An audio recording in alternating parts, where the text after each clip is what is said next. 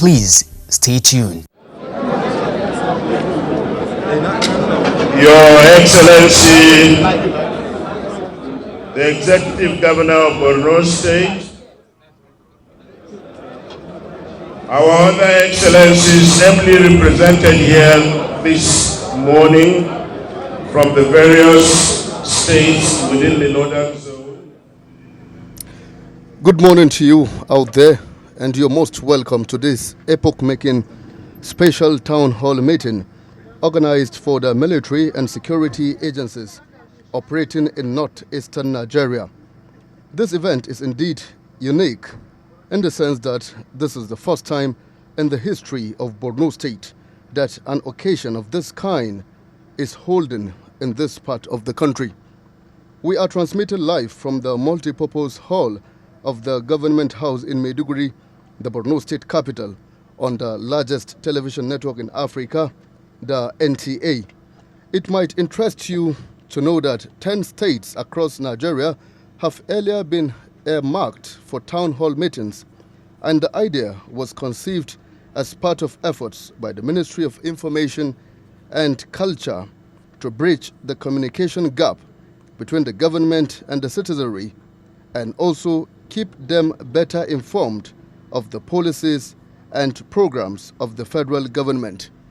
The takeoff was deliberately programmed to coincide with the first year anniversary of the Buhari administration, thus allowing honorable ministers to speak directly to Nigerians about their achievements, challenges, and upcoming programs. Security agencies and other paramilitary forces and our traditional authorities here present, the SAs to Mr. President on Information and Culture attached to the Federal Ministry of Information and Culture, the DG of National Orientation Agency, our stakeholders, international partners and donor agencies here present, fellow Nigerians, particularly our citizens from Borno and within the northeastern zone of this country. Distinguished invited guests, ladies and gentlemen, gentlemen of the press, a very good afternoon and welcome to this special town hall meeting which is holding here today in Maiduguri, Borno State. Your Excellencies, distinguished guests, ladies and gentlemen, this town hall meeting is dedicated as a very special one in the sense that it has to do with security and peace. You would recall, Your Excellencies, that when this administration came on board, a number of states in the northeastern zone of this country were under the grip of Boko Haram.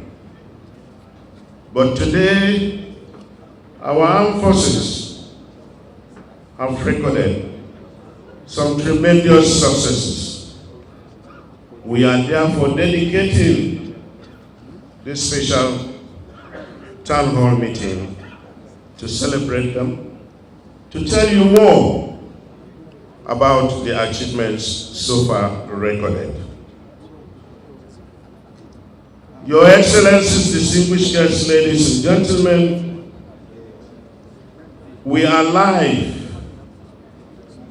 on television, particularly the NTA. We have been watched all over the country, all over the world. We are also live on FRCN, We are equally live on the social media platforms of the News Agency of Nigeria. We are equally here with a very big delegation of the Nigerian media and international media to record all our proceedings and to publicize the successes so far recorded in this part of the country with regards to the issues of insurgency. Your Excellencies, distinguished guests, ladies and gentlemen, you permit me, before we proceed, to hand over the steering of this session to Almighty Allah, so that we will have a very successful outing. So at this stage, Your Excellencies, you permit me to now invite the Chief Imam of Borno State, in the person of Imam Ilyasu Ibrahim, to please lead us in the opening prayers.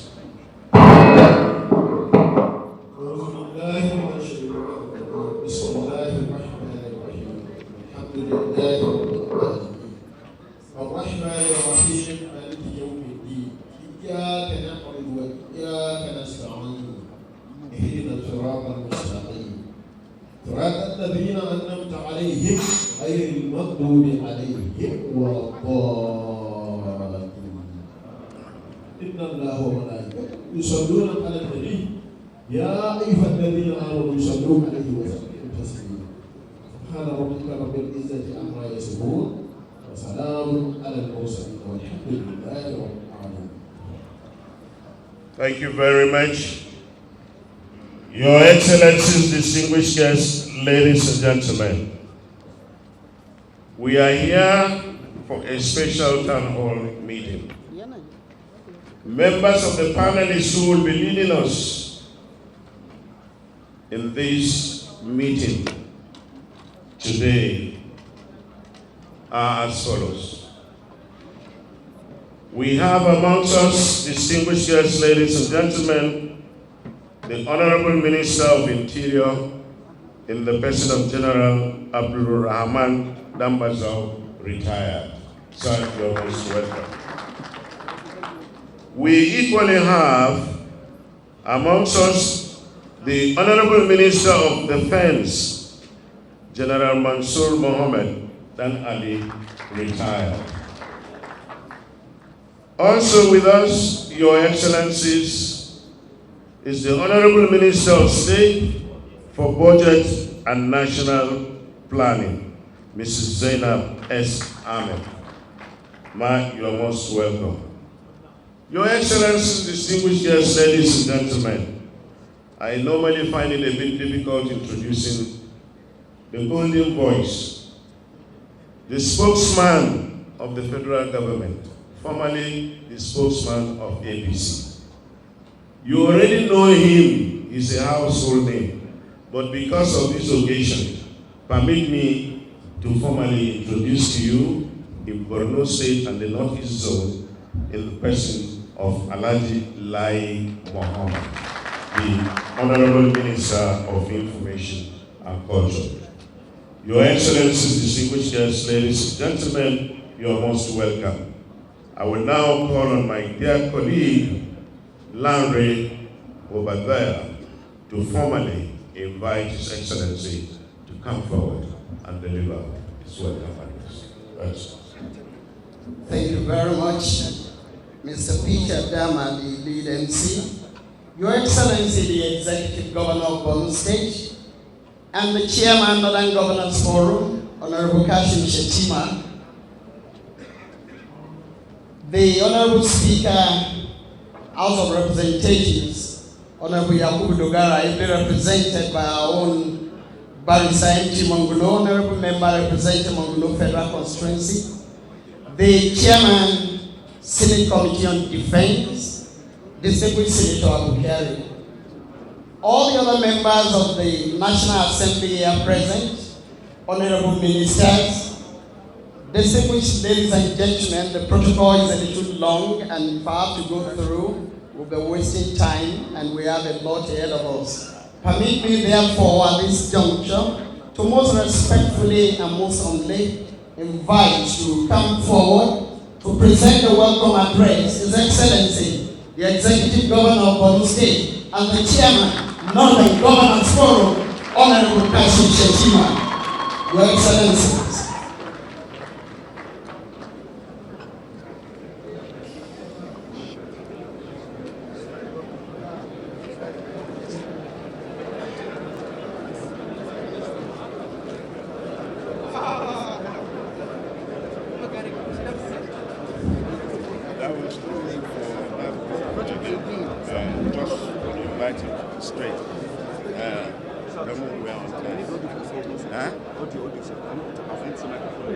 Please, take it. Governor,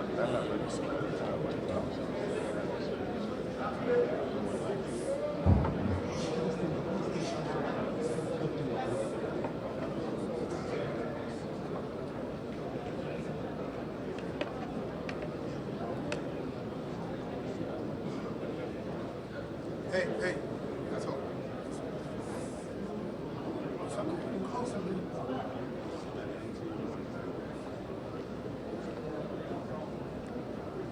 Excellency, Deputy Governor, members of the National Assembly present here, the representative of the Speaker, House of Representatives, and our own distinguished senators, Abubakar Kyari and Mohammed Ali Ndume. Members of the Federal Executive Council present here, ably led by the Honorable Minister of Information and Culture, Alhaji Lai Mohammed. Members of the Borno State House of Assembly, ably led by the Right Honorable Speaker. Members of the Borno State Emirate Council, led by His Eminence the Sheikh of Borno. Delegations from the 6 northeastern states, members of the Borno State Executive Council and Executive Council from other northeastern states, members of the Borno State Security Council, ably headed by the Theater Commander, General Nicholas Ibe Rogers. I think he deserves a better round of applause than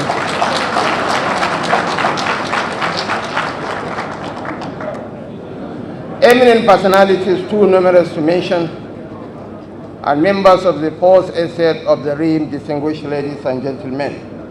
On behalf of the government of Borno State and the entire northeast sub-region, I wish to heartily welcome you to this auspicious day for the town hall meetings dedicated to the theme of security in the northeast sub-region, organized under the auspices of the Federal Ministry of Information and Culture. Indeed, this is the ninth of such meetings, and holding it in Maiduguri for the Northeast is most appropriate for two fundamental reasons. Apart from Maiduguri being the capital of the defunct northeastern state, sadly, Maiduguri was the epicenter of the Boko Haram crisis. We want to salute the Nigerian armed forces for gallantly fighting this insurgency and decimating it to this level. As I said during the courtesy call by the honorable ministers, 4 years ago, the people of the Northeast and Borno in particular were facing real existential threats. 20 out of 27 local government areas in Borno were under the occupation of the Boko Haram. Maiduguri was effectively encircled. We were in a state of siege. Now, to the eternal credit of the Buhari administration, our local governments have been recovered. And I said earlier to us here in Borno, suicide bombing is not a sign of strength on the part of the Boko Haram. No, it's a sign of weakness.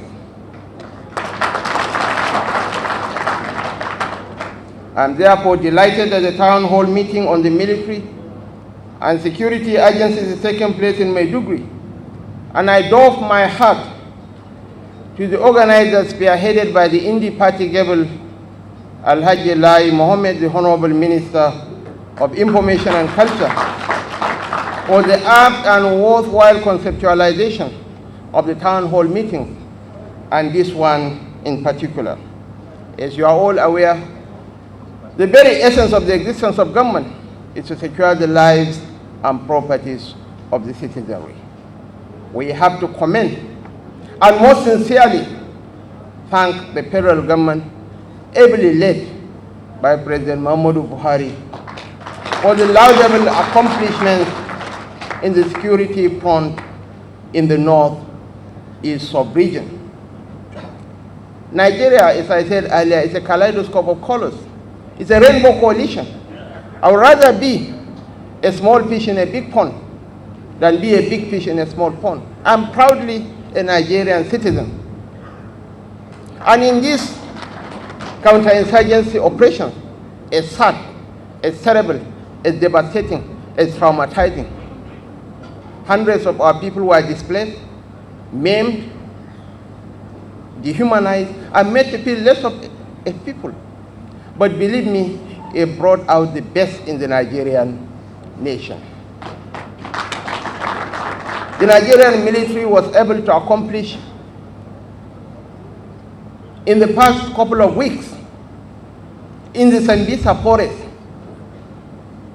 accomplishment that we did not got in the past 3 years.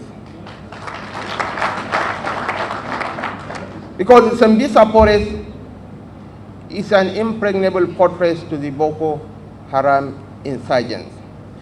It's thickly forested, 22,000 square kilometers, bigger than probably the whole of the southeast sub-region fused into one. It's the Achilles heel for the Nigerian armed forces.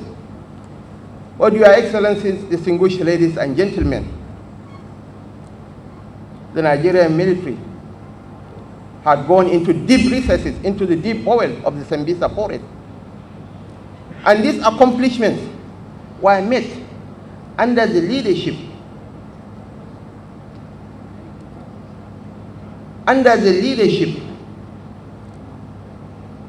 of a Nigerian general of Igbo extraction from Bise in Imo State.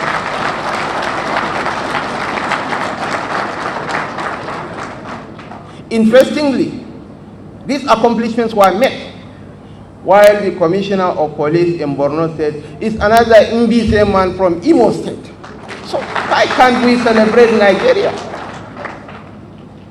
Some of the greatest accomplishments in this counterinsurgency operations were recorded when the theater was headed by non-Muslims, apart from Lamidi Adeosun, Major General.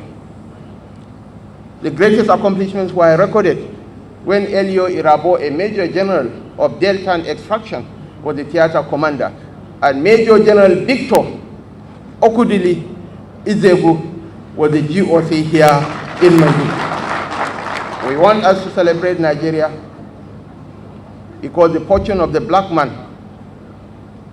rests on our shoulders to make Oma. 1 out of every 4 black men is a Nigerian. And the trajectory of global growth, the Asian economies are maturing. Taiwan, Singapore, Malaysia, all are maturing. The trajectory of global growth is targeting at Africa, and Nigeria is to make or mar that transition.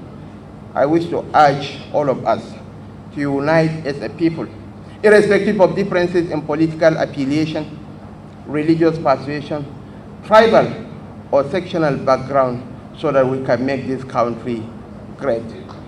Insecurity knows no religion. Insecurity knows no ethnic group. Insecurity doesn't care about the state of origin of a person. I wish to once again welcome you all, Your Excellencies, Honorable Ministers, distinguished Senators, my Lord Spiritual, and temporal. I don't want to talk much so that I do not preempt the outcome of this deliberation, because this is supposed to be a down-to-earth interaction between the governed and the government, a cross-pollination of ideas on how to chart a better course for our dear nation. On this note, I once again, on behalf of the government and people of Borno State and the entire Northeast sub-region, welcome you to the town hall meeting for the military and security agencies.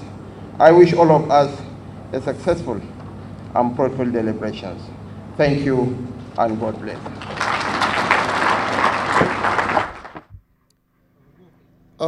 This town hall meeting is being chaired by the Honorable Minister of Information and Culture, Lai Mohammed. The overall essence of this interactive program between the government and citizenry is to assure Nigerians, some of whom are already becoming despondent over the change they voted for, despite the current challenges, and that they must keep hope alive because the town hall meeting is conceived for interaction rather than speeches.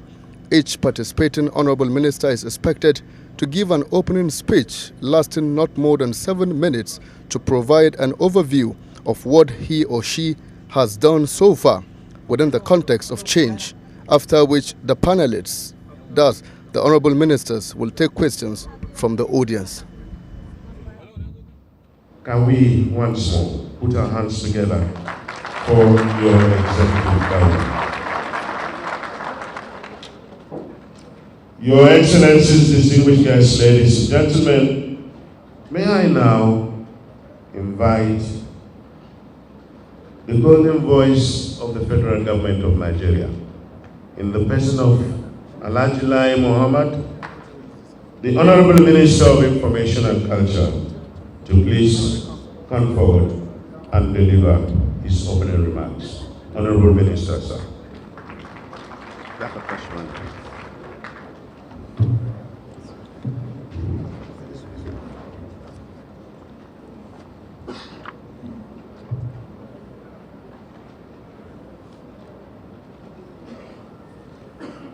Your Excellency, the Governor of Borno State, His Excellency Kashim Shettima, Your Excellency, the Deputy Governor,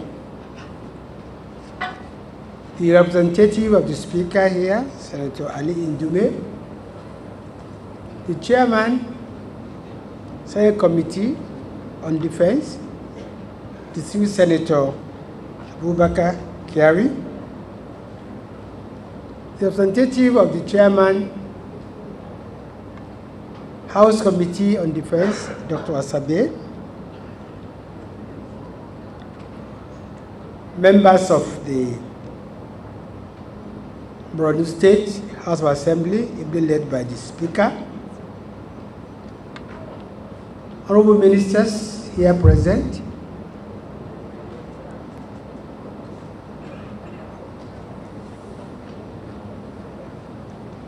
members of the executive of the various states of the Northeast here present, traditional rulers led by His Eminence, the Sheikh of Borno,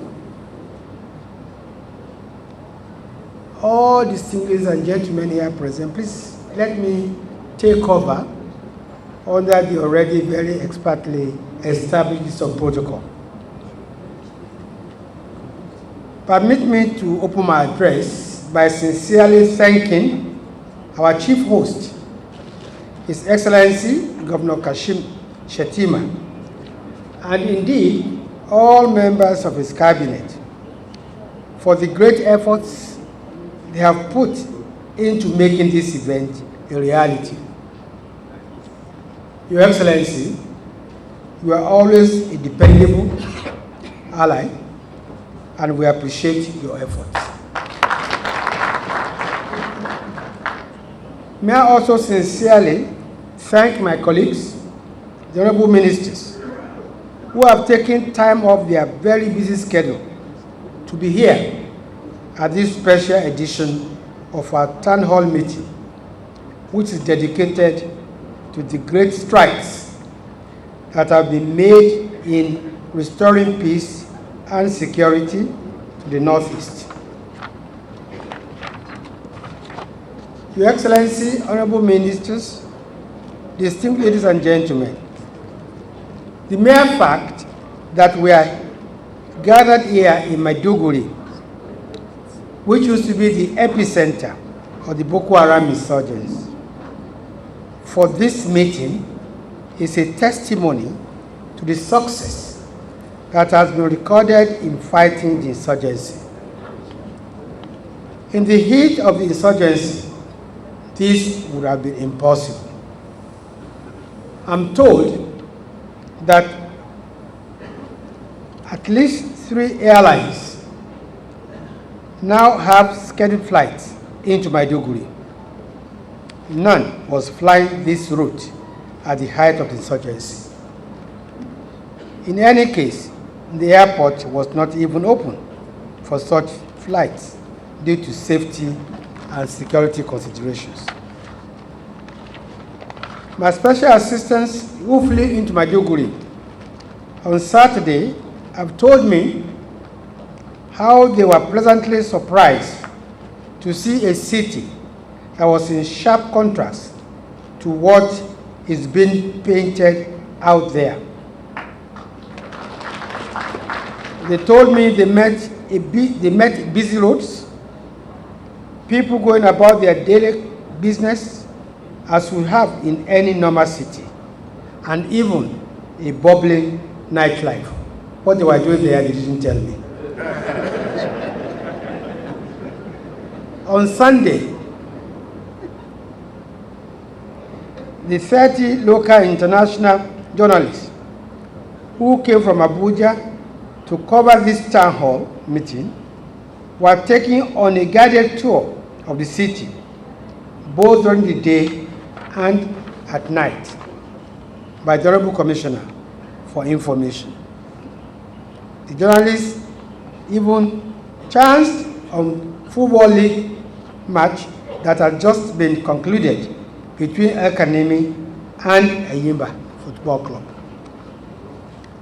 The fact that football matches are now being played in Maiduguri is a clear testament to the return of normalcy to the city.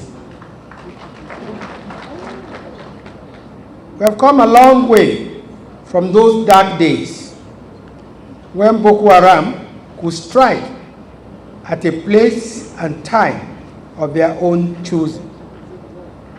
When Boko Haram conquered and administered territories, that time not even Abuja, the heartland of the nation, was safe from the insurgents' attacks. Today, Boko Haram is no longer capable of carrying out coordinated attacks anywhere. All they do now is to engage in cowardly attacks on soft targets. That in itself is a sign of weakness. Let's be clear, we didn't get where we are today by accident.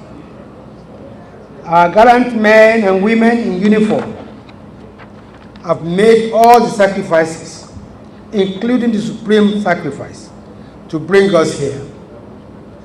Our political and military leaders have shown leadership in getting us here. Unlike in the past, when, in the words of Mr. President, official bungling, negligence, complacence, or collusion made Boko Haram a terrifying force.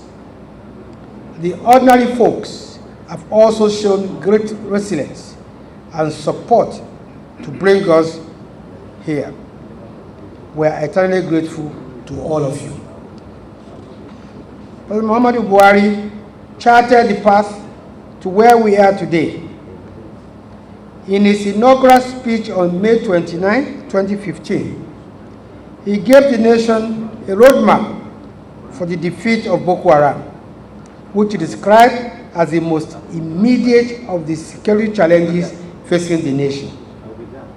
The president said victory cannot be achieved by basing the Command and Control Center in Abuja and directed the relocation of Command Center to Maiduguri until Boko Haram is completely subdued. He also visited our neighboring countries, including Chad, Niger, and Cameroon, and some Western countries to rally their support for the fight against insurgency. The efforts have paid off. Let me quote the President once again. Quote, "We have since beaten Boko Haram. Isolated attacks still occur, but even the best police countries cannot prevent determined criminals from committing terrible acts of terror, as we have seen during the past years in Europe, Asia, Middle East, elsewhere in Africa, and in America." End of quote. The last phase of the war on Boko Haram is on now. The military is punching deep into the enclave of the insurgency, rescuing women and children, and catalyzing the surrender of many insurgents. Over this past weekend alone, the military handed over more than 82 women and children rescued from the insurgents to the Borno State Emergency Management Agency, right here in Maiduguri. Among them is Rabi Abu Yasir, said to be the wife of Boko Haram's chief physician. This is commendable. Since this last phase of the war is intelligence-driven, we would like to appeal to the people in the affected areas to cooperate with the military in terms of providing information, especially about fleeing Boko Haram insurgents. There is a need for vigilance now, more than at any other time. More than 100 Chibok girls have so far been rescued. The government is committed to the safe return of the remaining Chibok girls, and we need every useful information we can get on their whereabouts. With Boko Haram beaten and on the run, we are now tackling the post-war challenge of reintegration and rehabilitation. The schools that have been destroyed as a result of years of the insurgency are being rebuilt. The health facilities are being revamped. Overall, our humanitarian response is being scaled up with support of our international friends. Before I round off my speech, let me crave your indulgence to sincerely commend the government of Borno State for its massive post-war reconstruction programs, as we have seen in the short documentary that we watch, in the documentary that we are going to watch very soon.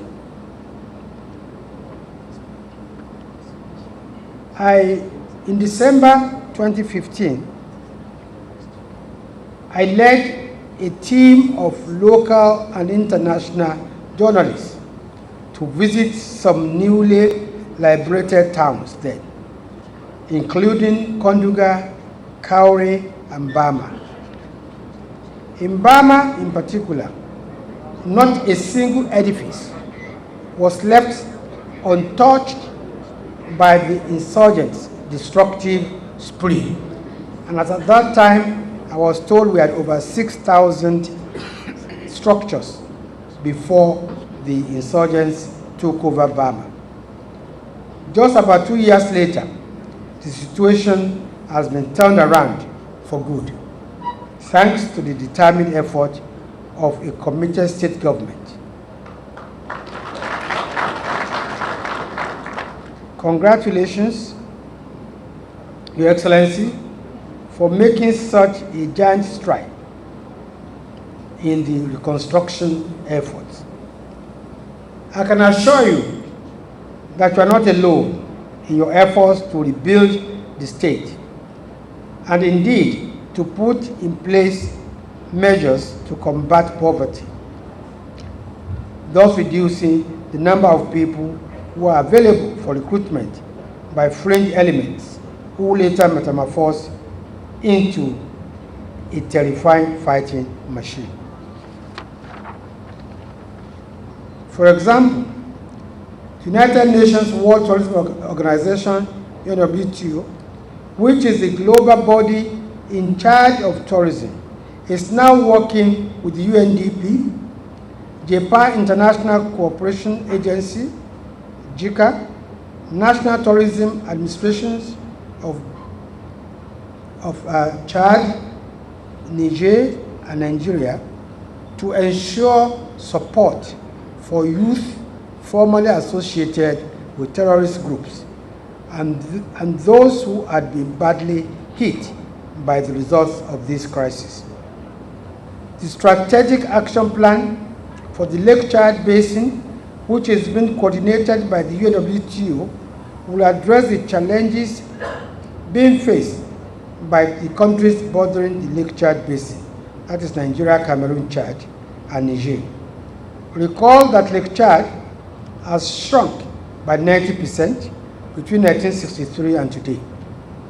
With its 1,200 species of fish and 372 bird species, the basin used to accommodate a population of 35 million. Today, it caters for less than 10% of that. The insecurity of the past few years caused by the Boko Haram terror group in the 4 countries have fueled mass displacement of the population. But this action plan will combat poverty through tourism and sustainable development. It will reinforce capacity building for local communities and support the social economic development of the communities in the target areas. It is a welcome help, especially in these times. Once again, thanks to Mr. President for providing leadership at the most crucial times. Thanks to our gallant troops and other security forces for their patriotism and sacrifices. Thanks to the civilian JTF for their commitment and patriotism. Thanks to the state government for never giving up and for providing immeasurable support to the troops. Thanks to our international friends for standing by us, and thanks to the ordinary people who bore the brunt of the insurgency but never succumbed to its machinations. Your Excellency, Honorable Ministers, distinguished ladies and gentlemen, I thank you for your kind attention.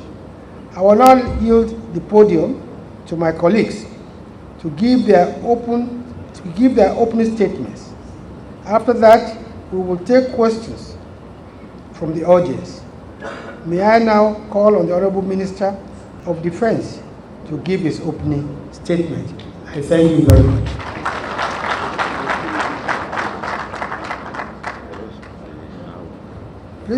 Please, I wish to correct myself. It's Honorable Mongolo who is representing the Speaker of the House of Representatives, while yes, and is the Chairman of the House Committee on Agri, while Senator Ali Dume is here in his own right as a senator from this state. Thank you very much.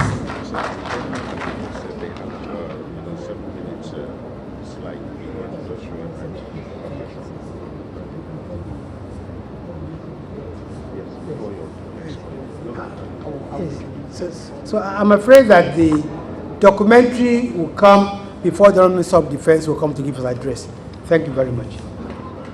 Your Excellency, the Executive Governor, Honorable Ministers, distinguished ladies and gentlemen, we have a little documentary we want to showcase now that is going to talk about Borno, as it were, the history, the culture, the tourism, and the economic potential before the madness of Boko Haram started in 2009. What has been done, the way forward, and the projection to the future.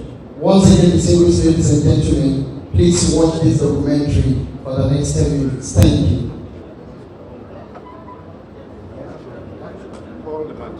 Please, documentary.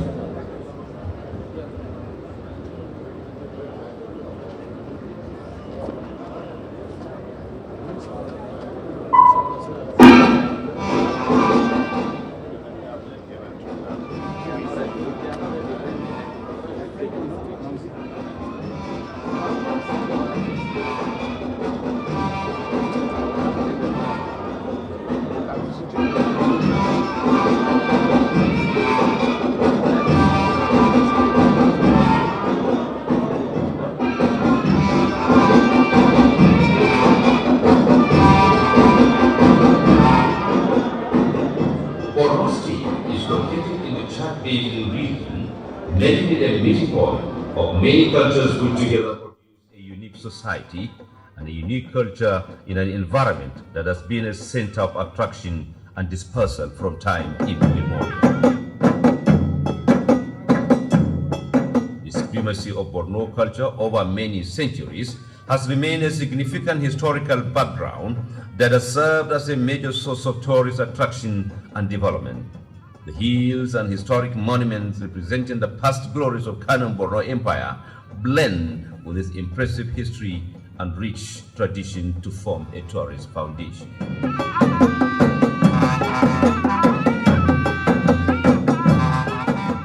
From the architectural magnificence of the Shogu's Palace, with its characteristic red brick called jalop in local parlance, Rabi's Fort, and the ruins of Bonigazargamu, one arrives at the shores of Lake Chad in the immense sublimity of nature. These cultural and tourist wonders, which includes Jaffe Falls to the south, the Bilawati Caves of Shani, the Mandra Mountains range of Goza, with peaks with its magnificent Daba, for which Borno has become famous, and which is a crystallization of the rich heritage of the people, exhibiting martial prowess, perfect horsemanship, music, dance, and of course, glamorous and colorful and pageantry.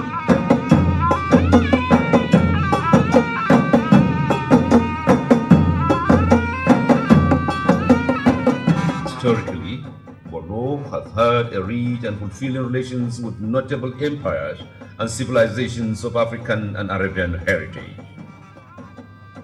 With the powerful Kanem Borno Empire, which flourished around 800 AD, enjoying considerable trading links with kingdoms of West and North Africa, boosting its political and commercial importance. Against the background of this glorious historical past, which earned for the state the sobriquet of Homo Peace, a band of misguided terrorists shattered the existing peace with a nihilistic ideology in 2009.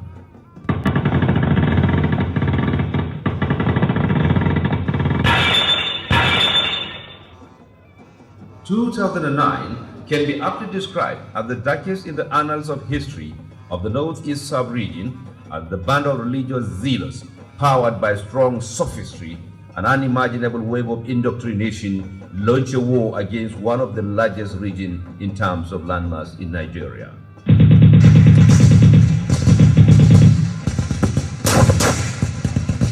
Prior to the mass onslaught, there were pockets of attacks and skirmishes recorded in parts of Yobe and Borno State, specifically Kanama and other local governments which were quickly under control. The sects, which unassumingly seemed to be harmless then, became ferocious, endangering anything held sacred by constituted authorities, thus branding government as taboo, an Arabic word for an idol, and damagingly preaching against Western education, describing it as dangerous venom to be allowed to continue amongst the Muslim Ummah, thus the coinage Boko Haram.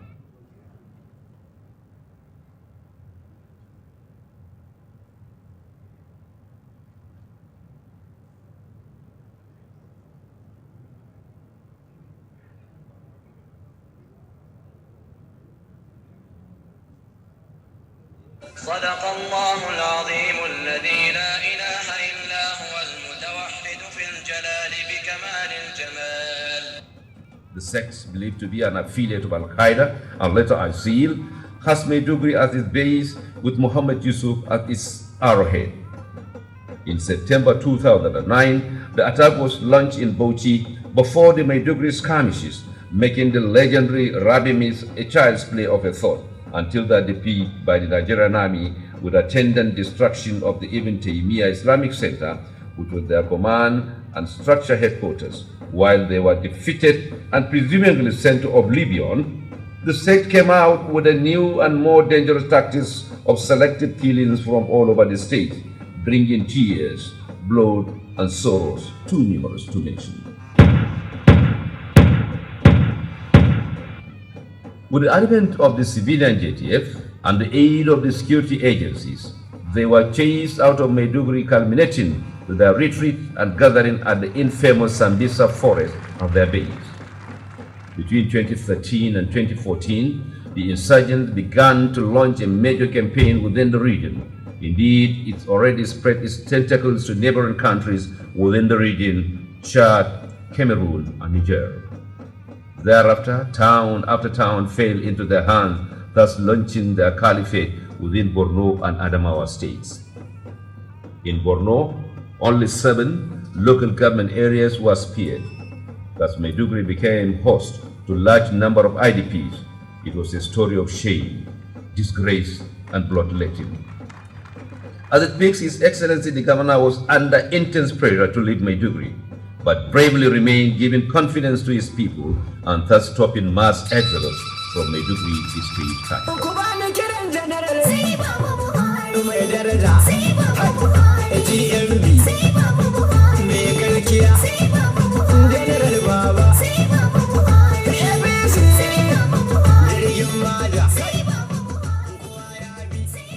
This country is totally, physically, and virtually materially insecure.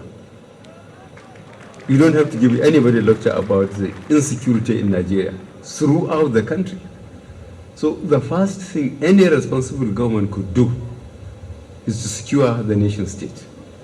Let people feel secure and relaxed and pursue their own business.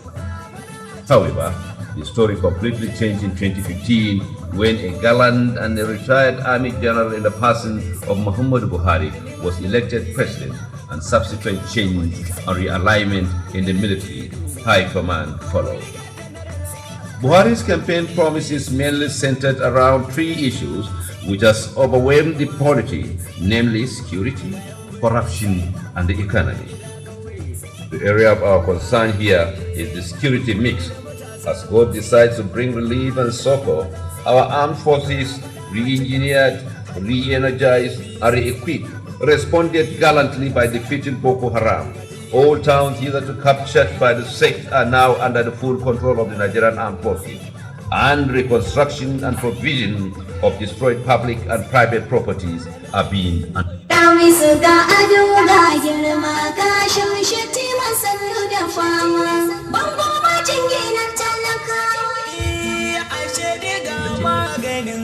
In brevity, the governor of Borno State, Honorable Kashim Shettima, took time out of his crowded schedule to relocate to Bama and stayed for straight 8 days personally supervising the reconstruction effort.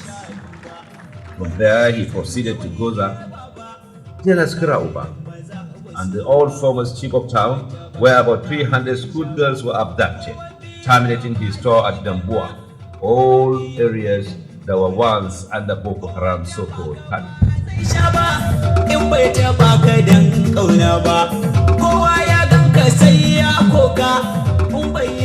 While commending the efforts of all stakeholders, particularly the president, who has enormous political will to defeat the insurgents, military and other agencies who have sacrificed their lives in defending the country, it is gratifying to know that Borno, the epicenter of the insurgency, and the Northeast has now been rescued from the clouds of the insurgents, and substantial peace has returned. Borno, indeed, faces a bright future with the end of the insurgency, and Borno's sun shall surely rise again.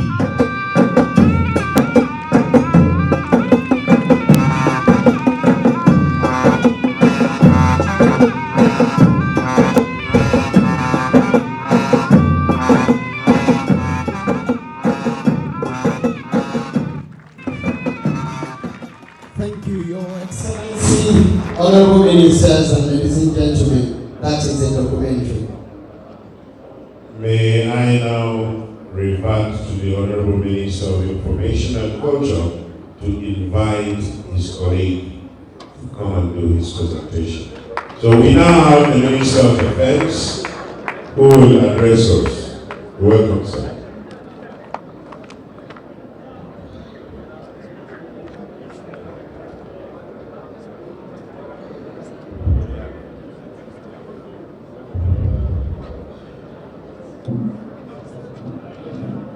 Our host, the Executive Governor of Borno State, Combatant Civilian General, Honorable Kashim Shettima.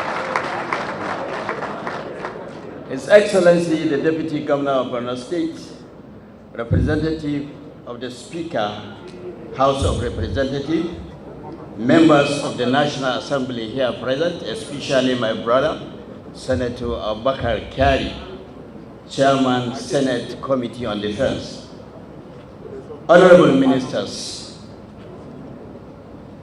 of Information and Culture, Interior, and Minister of State, Budget and Planning, representatives of the governors of Adamawa, Yobe, Gombe, and Bauchi states,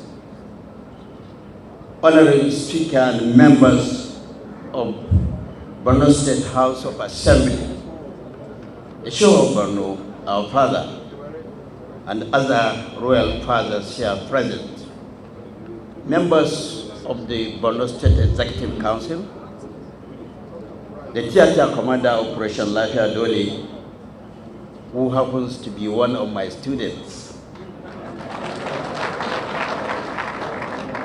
Head of Security Agencies here present, invited guests, ladies and gentlemen. I wish to state that Ministry of Defense and indeed Armed Forces of Nigeria have recorded remarkable success during the period under review, particularly in area of degrading Boko Haram terrorists in the northeast. Also, there have been significant reduction of insecurity and criminalities in Niger Delta and other parts of the country. You will agree with me that the political commitment and the support of President Muhammadu Buhari gave boost to these key successes recorded by the military against insurgency and insecurity in our country. Indeed, now the armed forces have ever ready been able to contain the security challenges in our country. In every nation, the military is the pride of that nation. And any nation that is military is weak, then that nation is not a full nation. So I want to share with you one of my instances where I attended a meeting in Saudi Arabia whereby President Donald Trump was in that meeting. When I shook hands with him, he said, Nigerian military is a strong military. Gone are the days whereby our soldiers would drop rifle and start running for their life. I assure you, it will never come back again. Ladies and gentlemen, due to time constraint, let me just be very specific in enumerating some of the major successes recorded during the period under review. As you are aware, our gallant troops of our armed forces have successfully degraded the capacity of Boko Haram insurgents in the northeast. Currently, no Nigerian territory is under the control of Boko Haram, as earlier mentioned. So far, we have freed over 30,000 persons, mainly women and children, held hostages by the terrorists. The recent changes in leadership of Theater Command of Operation Lafia Dole and serving brigade. Don't forget, we have a brigade commander, a GOC, who is also an indigent of this area. So we should also mention him. General Yusuf is one of the critical general officer commanding in this operation. So he also should be recognized. Also, the regular visits to Operations Theater by the Honorable Minister of Defense and Service Chief have also given morale of the fighting troops and the successes recorded in this operation. It is pertinent to state that the troops of Operation Lafia Dole in the ongoing Deep Punch 2 have inflicted heavy casualty on the Boko Haram terrorists and routed them from the various hideouts of Sambisa Forest. The troops of the Nigerian army recently destroyed the technical camp of Boko Haram terrorists, where a number of weapons and ammunition, as well as bomb-making equipment, was recovered. In a similar vein, the Nigerian Air Force has continued to bomb the Boko Haram terrorist hideout in the Sambisa Forest. So the Nigerian Air Force also have to be recommended for this effort. Recently, the Nigerian Air Force remotely piloted aircraft successfully destroyed artillery guns and some gunfights belonging to Boko Haram terrorists. On the issue of welfare of troops, members of the armed forces, this administration has ensured the prompt payment of troops' operation allowances and monthly emolument. Also, the ministry has ensured that troops who have overstayed in the theater operation are being rotated. However, due to the security situation in the country, because we cannot afford to leave the place empty while the need there is need for them there. So the rotation has to be very gradual. However, considering the demand of the troops in the recent internal operation across the country has disturbed this rotation, and like I earlier said, this administration has earmarked on renovation also and building of accommodation to the members of the armed forces in the 6th geographical zone. Furthermore, a plan for construction of 20 blocks of barracks accommodation is being looked at by the Ministry of Defense to ease the problem of personnel in Abuja.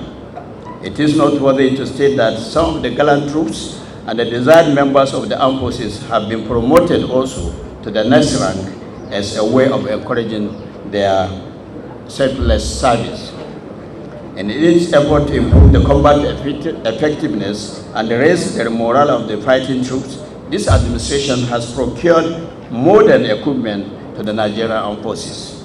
Recently, Nigerian Army took possession of 5 units of Caterpillar armored mine disposal vehicles, because we have identified that most of the areas that they go to now there is being mined.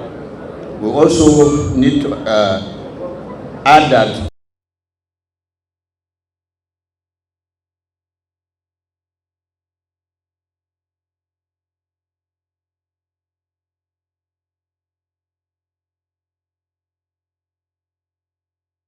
Act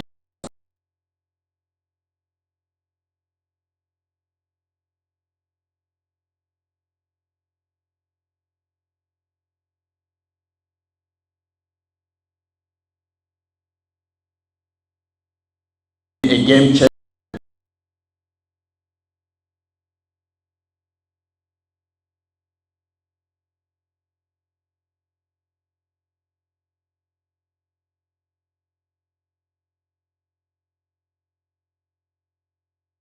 And to increase the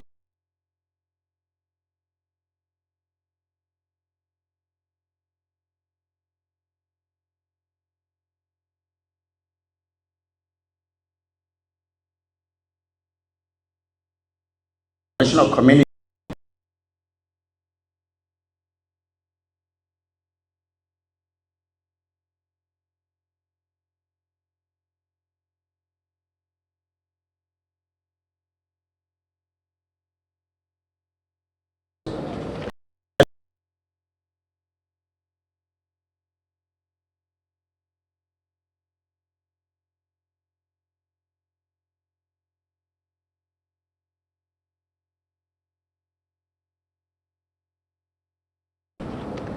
across the nation.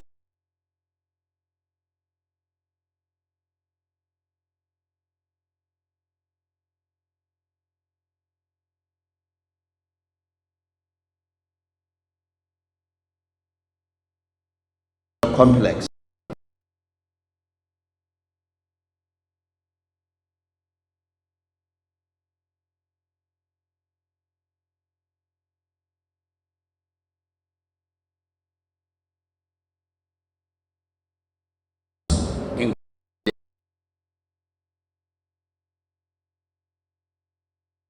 From Turkey. The purpose and innocence for indigenous companies. In the area of research and development, it is pertinent to say that infantry patrol vehicles designed and manufactured by the Nigerian Army in conjunction with the indigenous companies was recently commissioned. Also, the Nigerian Air Force aerospace engineers have designed and manufactured Segumi unmanned aerial vehicle, which will soon be commissioned by the Commander-in-Chief of the Armed Forces. Finally, let me state that the government has given a special priority to security and has taken appropriate measures to tackle security challenges across the country. Armed forces are challenging various operations in the country. Some of the operations that are in place include Operation Lafia Dole in the northeast, Operation Delta Safe in the south-south, Operation Safe Haven in the north-central, and Iron Fist in other parts of the country. So also Operation Safe Corridor, which is significantly aimed at curbing insecurity in the rehabilitation of the insurgents that were arrested. I want to assure you that in all what we are doing, we aim at having a final and conclusive security situation across the country. Of recent, all the three service chiefs have been given to review their internal security operations so that we look at the general concept of internal security across the country. Thank you and God bless.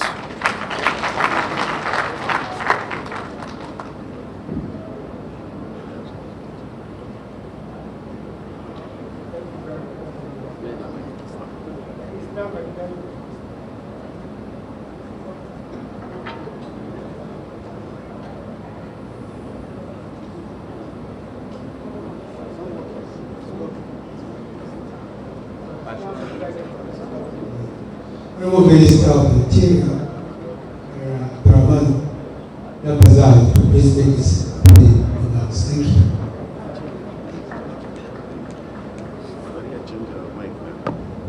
Sorry, sir.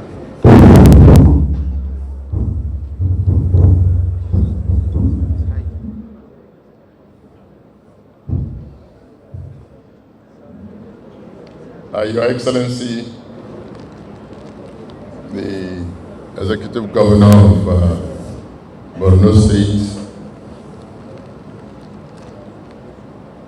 Your Royal Highnesses here present, my colleagues, honorable ministers, let me stop here and stand on the existing protocol. I see a lot of success when you compare the current situation with what we met in 2015. First, there are two phases of this. The first phase is that of the counter-insurgency and counter-terrorism operations, of which the Nigerian Armed Forces is fully in charge. And when you compare the situation we met and now, you discover that the Boko Haram terrorists have been completely disseminated. Their structures degraded and their leadership dismantled. They are on the run. And while running, there's discharging small girls, sacrificing them for suicide bombing. I salute the armed forces for their sacrifice. And General Nicholas, from what I've heard today, I want to say I'm particularly proud of you. I must also acknowledge the role of the civilian JTF in this phase. Of course, we also have a lot to do in terms of counter-narratives. Quite a lot of the young people involved in this insurgency are people who lack knowledge, people who are ignorant, people who are not exposed. And this is why there is need to use true and original knowledge or education to prevent people, particularly the youth I mentioned, from being misled by fake ideas and misinterpretation of religious doctrines. And Borno State, which we all know, has the best of Islamic scholars to do that. So we don't have any fear for that, but we need to do that. And I know we are doing that. The second phase, which takes a lot of time and more resources, because it is very easy to destroy. And it doesn't take that much time to destroy. But it is extremely difficult to build or rebuild, and it takes a lot of time. And this is the phase we are in now. And this is the phase my ministry is directly involved. And of course, alongside Ministry of Budget and Planning. The challenges in this phase include social, economic, and environmental or ecological challenges. The Minister of Information has mentioned the impact of climate change, the environment on the Lake Chad, and that also translates to the impact we have this way, because desertification eats the land about 600 meters every year. So it's a major challenge, because the land that has been eaten up by desert cannot be used for agricultural ventures. So these are some of the challenges. So it's a very difficult phase which will take some time. But I must acknowledge that both phases do overlap. What is involved and what to rebuild? Of course, this phase we are in involves reconstruction, rehabilitation, reconciliation, resettlement, and all the R's you can think of. My ministry is involved in all these phases. And of course, in conjunction with the partnership and support of the state government, which I acknowledge that the state government is doing a lot. The last time I came here and today, I have seen a lot of difference. Schools, hospitals, security facilities, critical infrastructures, roads, water, power, and so on and so forth. Also, what we need to rebuild is trust and confidence, because communities that have been devastated by terrorist activities, it needs time to build trust and confidence. And the communities, the families. So you can understand the kind of challenges His Excellency, the Governor of this state, is facing. particularly that most of the activities of the insurgents were concentrated or have been concentrated in this state. On our own side, we try to see as much as we can to provide physical security using the police and civil defense, to be specific. We deploy the police and civil defense in IDP camps, communities of returnees, schools and hospitals, airports and motor parks. Provide escorts for relief materials, sometimes all the way from seaports, airports, or warehouses, wherever they are. We have been involved in reconstruction of security posts and prisons. Most of these police posts were destroyed by the insurgents, and even the prisons within the region.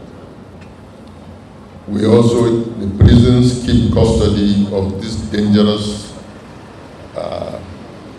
insurgents that have been arrested. So we keep custody of them. This is extremely difficult task for the prisons. So we have to retrain them to ensure that they are kept in a way that it will not jeopardize the system. Like I said, Borno State government has achieved so much within this period, despite the security challenges and scarcity of resources. The government has made life much easier for the people of Borno through its efforts of the 4 R's I mentioned. And I always say the best measure of stability in the whole of the Northeast Zone is this state. The federal government has been up and doing to ensure security, peace and stability. And His Excellency, Mr. President, established the Presidential Committee on the Northeast Initiative, PCNI, which is being headed by General T.Y. Danjuma, and of course, the facilitation of the Northeast Development Commission. So all these efforts are geared towards ensuring that we achieve stability within the region.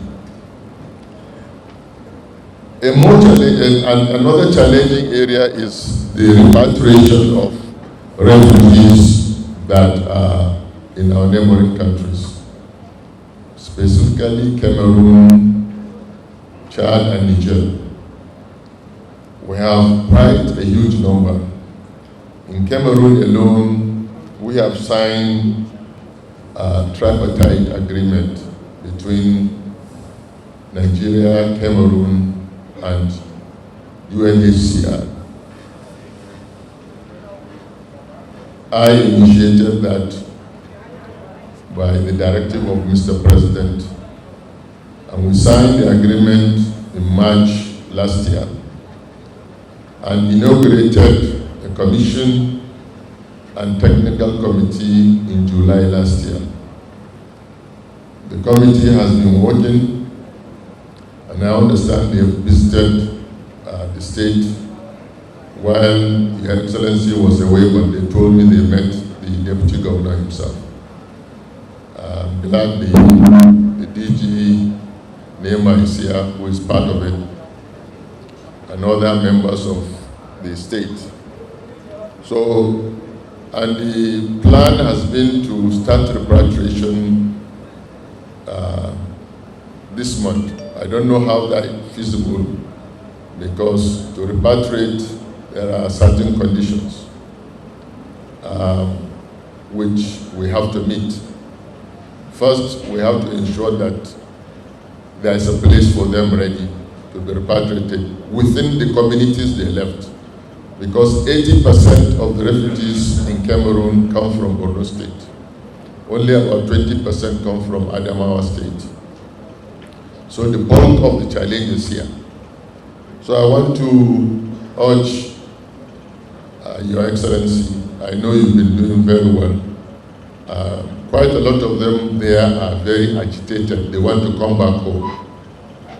And we understand the situation, because sometimes they feel they are not treated well, or even though we try as much as possible to ensure that the spirit of the agreement is strictly adhered to, but they are agitated, they are missing home, they want to come back.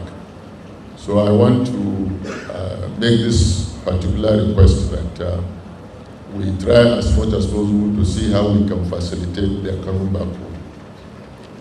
On this note, I want to thank you for this privilege to talk here. Thank you.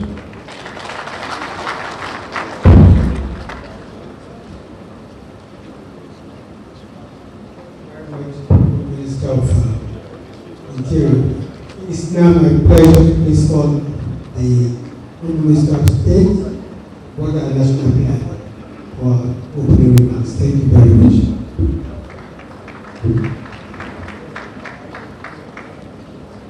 Assalamu alaikum, Your Excellency, the Governor of Borno State, the Deputy Governor of Borno State, distinguished members of the National Assembly, Ministers of Information, Defense and Interior, ladies and gentlemen, our royal fathers, distinguished ladies and gentlemen. We have been heard from the first three ministers how the military has succeeded. But the paradox of the success of the military was that in 2016, we ended up with a very significant humanitarian condition. As a result of the success of the military, we ended up with a lot of people that came back to us, people in need of all kinds of support, from food to healthcare to water and sanitation. That was an experience that we never had before in this country. We were talking about 8.5 million people in need. And of these numbers, 2 million people were displaced from their original communities.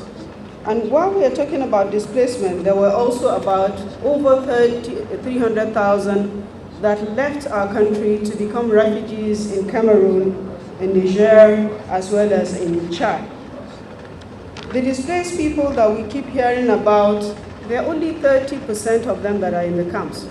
There are still about 70% of these displaced persons that are living within our host communities. Nigeria showed the international community the meaning of being a humanitarian, because these are people that are themselves poor and constrained in terms of resources, but they opened their arms and their doors to people that were displaced, and they welcomed them. And as a result of that, they were overstretched. And this is very important for us to remember, that there were people that sacrificed even when they could have turned back people that were in need. We appreciate these people. The government of Nigeria, the federal government, in its effort to complement the work, the great work that the Borno State government has been doing, and indeed the rest of the northeastern state governors, stepped in to assist the states in coordination.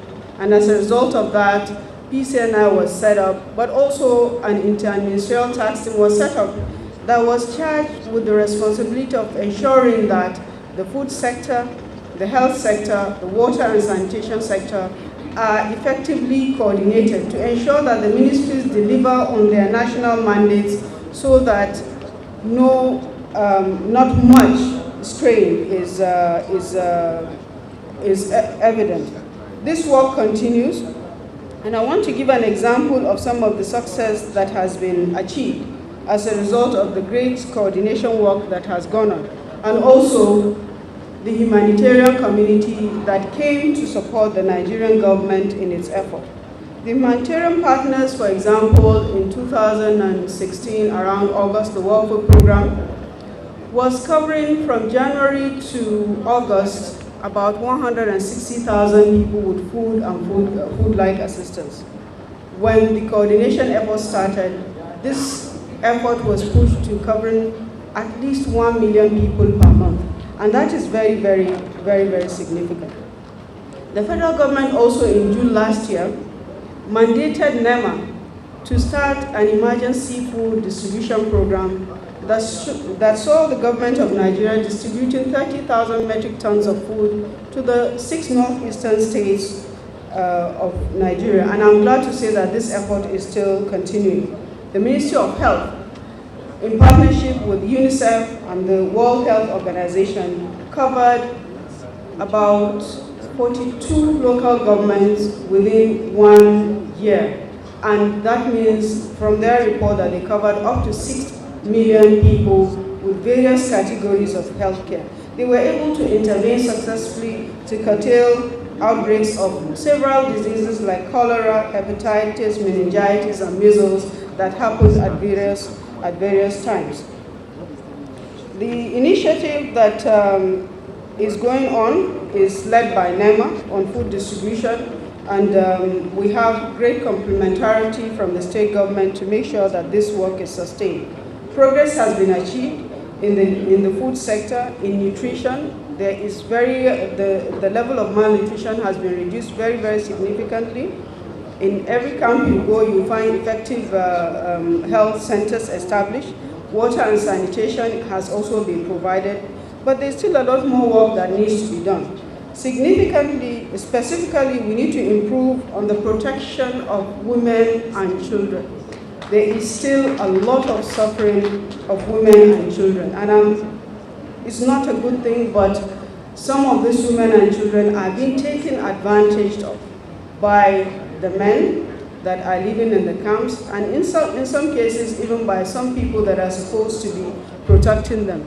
We need to be more open to this and to encourage the women to speak up and also to provide more protection for the women.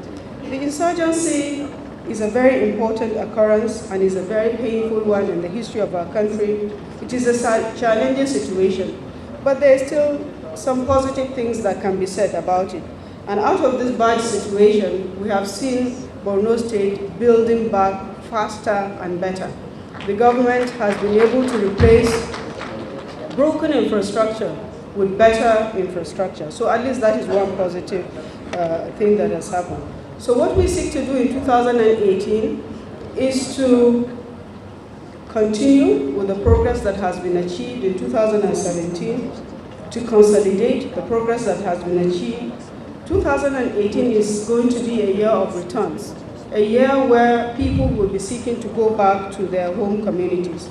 As we do this, we must pay special attention on building resilience to enable displaced persons return to a life of dignity. Challenges are also many, and we must collectively join hands to address these challenges. Let me mention a few. One of the major challenges is limitation of resources, both at the federal level, at the state levels, and even in the humanitarian community. What this means is we need to become more prudent, we need to prioritize very carefully, and we need to become more creative in mobilizing resources. Another challenge that I must mention here, because this is a security summit, is that the military is overstretched. The military is very, very overstretched. This means the police and the civil defense needs to step in to allow the military to withdraw to areas that are critical where their services are needed the most. For example, there's a need for demining of fields so that when people go back to their communities, they can go back to farm safely. So the military and the police and the civil defense need to cooperate together to make sure that the responsibilities are more evenly shared. Another problem I want to mention here is the proliferation of unregistered, unauthorized humanitarian partners, NGOs, and also even some of them come from as international workers. This is a very significant problem, especially for my ministry, because we have a responsibility to register, clear, and certify these NGOs. But a lot of times, we don't know who is out on the field because they don't bother to go through this registration process. We are also aware that the Borno State government has made an attempt or is in the process of registering some of these NGOs. We must work together to strengthen this process, and the military must be supported to show the way out to any group or any organization that is not authorized, that is not registered. We must contain the humanitarian space so that we are able to manage the situation and come out of the crisis as quickly as possible. God forbid, our country should not be another Somalia, it should not be another Ethiopia. Another challenge that I want to mention is education and health. We have millions of children that have been out of school for at least 5 years. It is a crisis because we have to get them back to schools. Otherwise, these same children will become Boko Haram version 2 in the next couple of years. We have seen a lot of very good efforts in building hard infrastructure. Schools are being rebuilt, but we must not forget the soft infrastructure. We must have teachers for our schools, qualified teachers in the right numbers.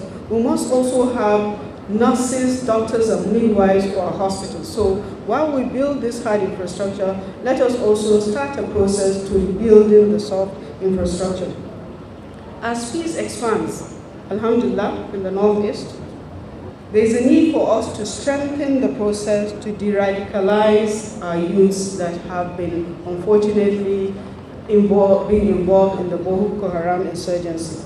We must start thinking of a process of reconciliation, of building bridges, because these are our children, they are brothers, they are our husbands, and they live with us, and they will be also coming back to our community. So a reconciliation process that should be led by our religious leaders and our royal fathers must be something we should plan carefully and begin to roll out.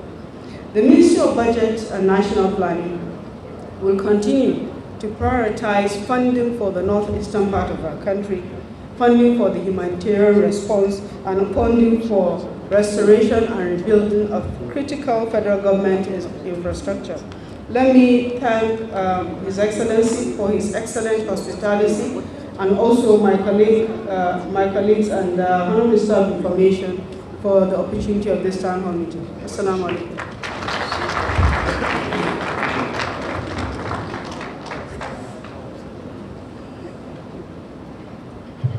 Your Excellencies, distinguished guests, ladies and gentlemen, we have heard from the Honorable Ministers. But before we go into the question and answer session, Nigerian Honorable Ministers dare speaking on the federal government's will in tackling insecurity holistically. It could be recalled that in May 2015, during his inaugural speech, the President and Commander-in-Chief of the Armed Forces of the Federal Republic of Nigeria, President Muhammadu Buhari, gave the nation a roadmap for the defeat of Boko Haram, which he described as the most immediate of the security challenges facing the country. These efforts have really paid off, as the gallant Nigerian Armed Forces went after Boko Haram relentlessly, thereby recording huge successes in the process. This town hall meeting can therefore best be described as a diversification of the federal government's drive in winning the war against terror in the Northeast region, as it will no doubt give Nigerians the opportunity to air their views and opinions towards charting the way forward in flushing out the remnants of the sectarian group. Your Excellency, Executive Governor of our state,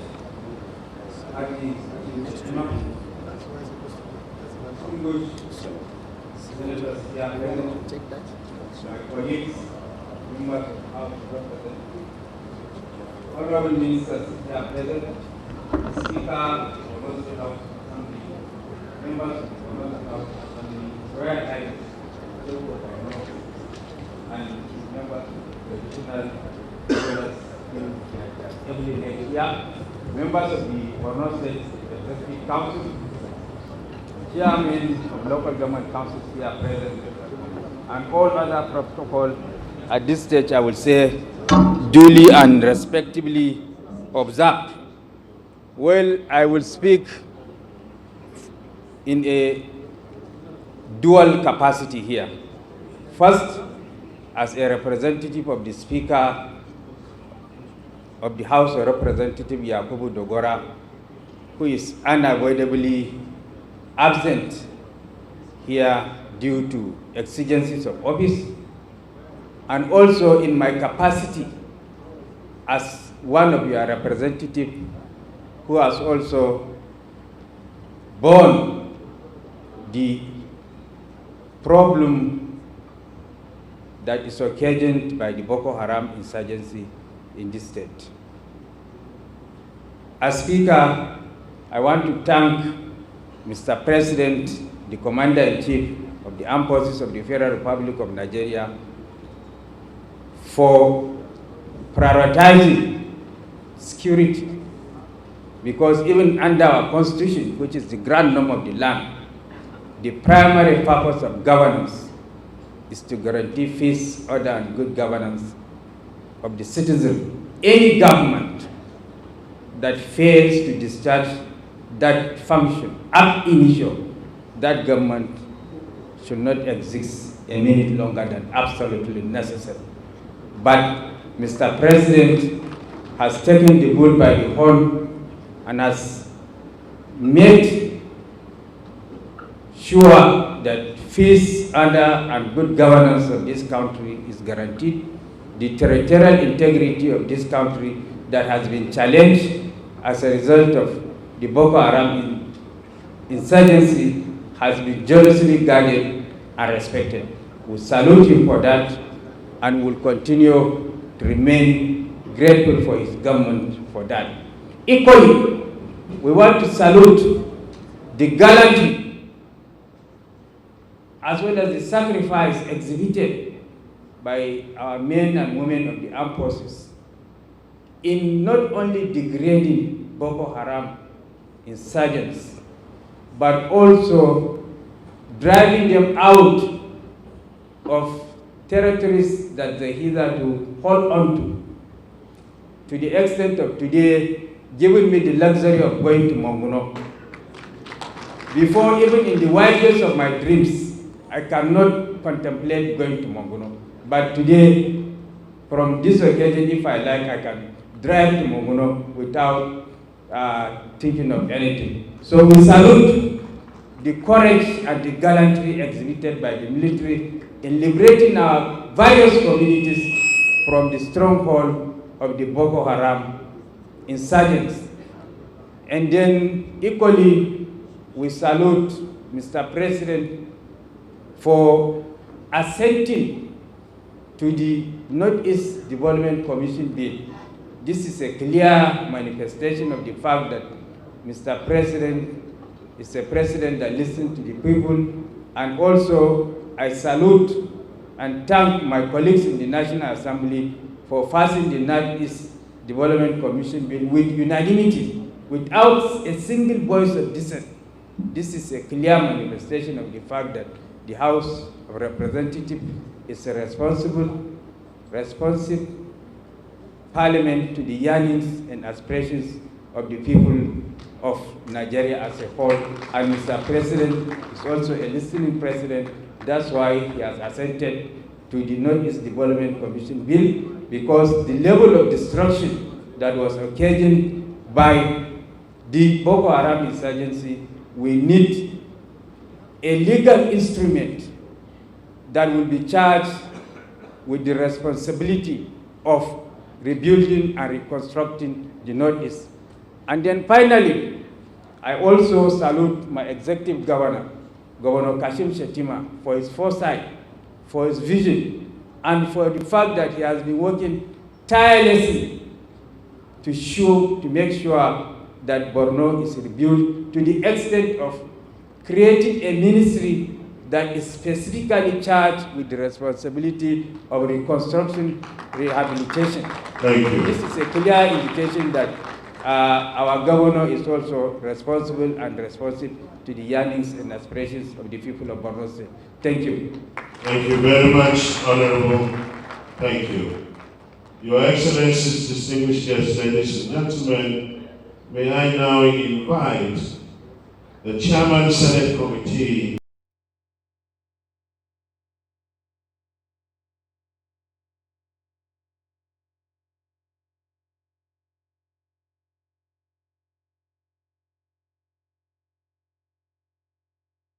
of Security.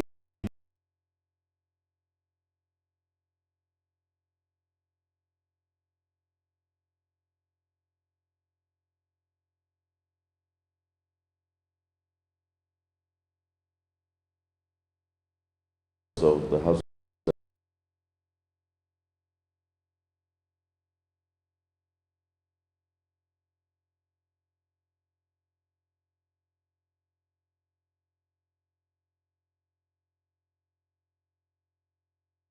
members of the House.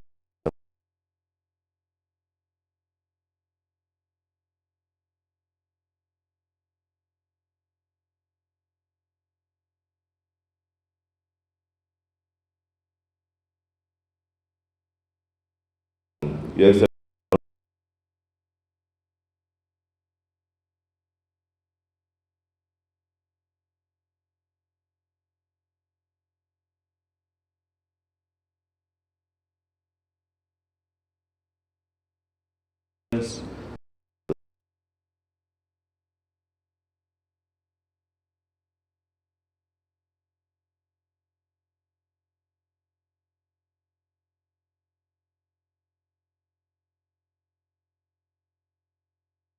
To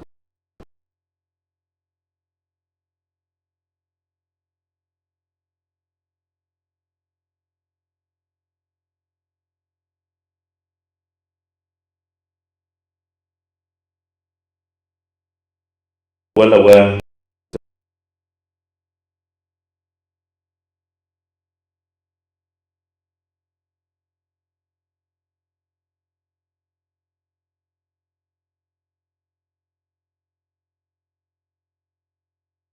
of Borno.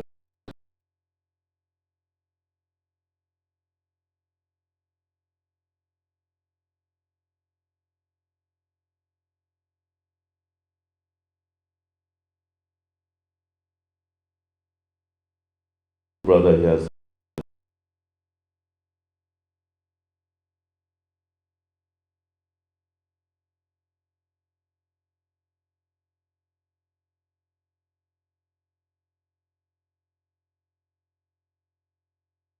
The Senate President.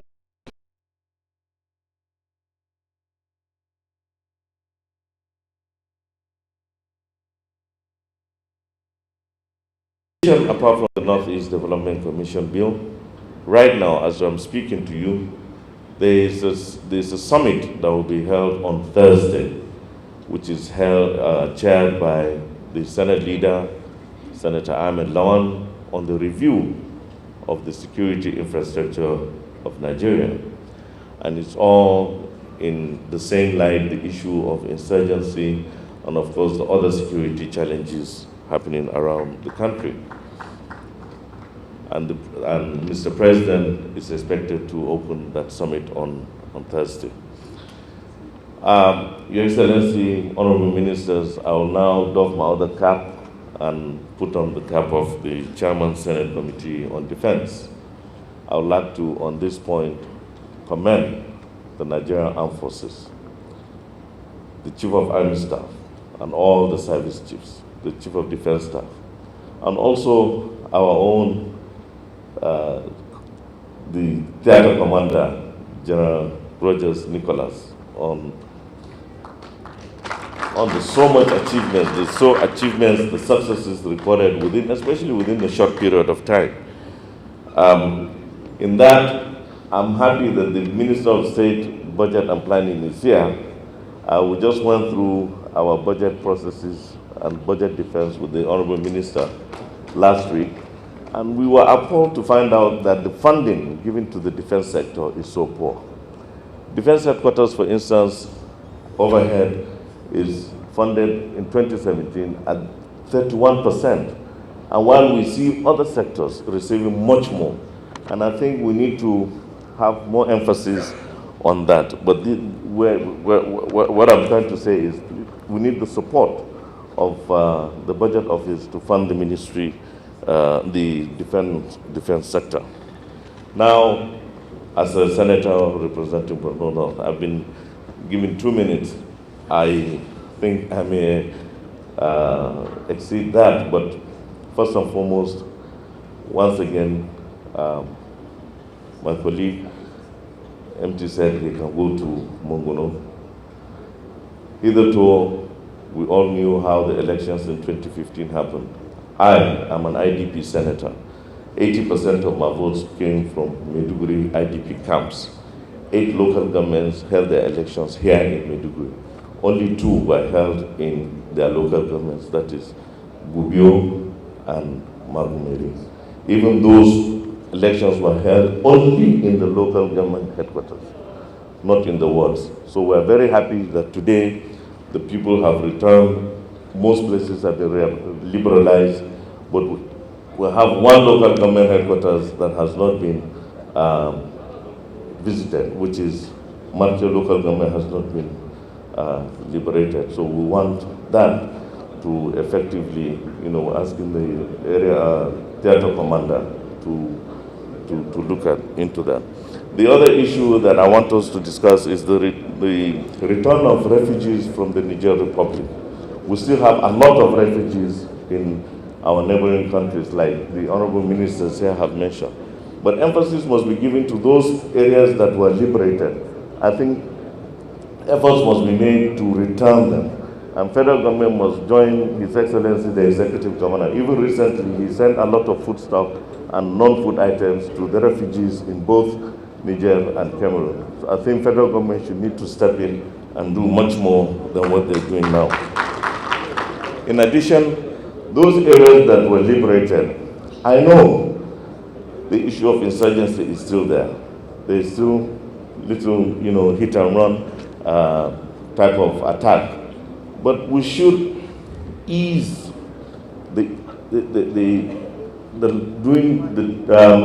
ease the restrictions on doing businesses and search for livelihoods.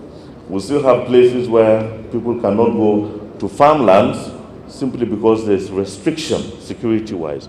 Not restrictions by the insurgents, but restrictions by the security. I think we need to ease on that, and we ease the issues of market and doing business in most of these localities in the north. Thank you very much. Thank you very much. Thank you very much, the Chairman Senate Committee on Defense. Your Excellencies, distinguished guests, ladies and gentlemen, permit me to now invite Senator Aliyu Ndume. Please come forward and make a statement. 2 minutes. 2 minutes. Take note, we are live on air, and they will sing for us. 2 minutes, please. Thank you. Thank you very much. Your Excellencies, Royal Highnesses here, my distinguished colleagues, let me appeal to stand on existing protocol so that I can address the issues that I feel. I want to say that this is a town hall meeting, just to remind us, and to go straight to the issues that we need to raise. Your Excellency, honorable ministers, I want to remind us here that the Boko Haram have left us with the destruction of over $9 billion. That translates to about 2.7 trillion naira. The federal government last year budgeted 45 billion.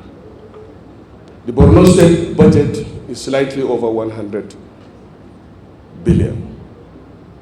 Now, if you are serious, we have to look at these figures. If the governor is putting everything we have into rebuilding our state, it will take him 20 years to do that. So the federal government needs to do more. The budget this year for Northeast is 45 billion. That is grossly inadequate. The Honorable Minister for Budget is here. We need to do something about that. The international community, in 4 hours, in Oslo, the governor was there, contributed last year over $450 million. This year, so far, $750 million have been contributed by international communities. That translates to 230 billion. And the Nigerian government is budgeting only 45 billion. I'm a member of the PCNI. Last year and up to now, the Minister of Budget and Planning is here. Only 10 billion naira have so far been released to PCNI. Fortunately, you are a member and I'm also a member. The government needs to sit up because our governor is overwhelmed. You are saying you are impressed by the work so far done by the governor. I want to say here an appeal that please don't leave him alone, because as of now, he is the only one that is doing it alone.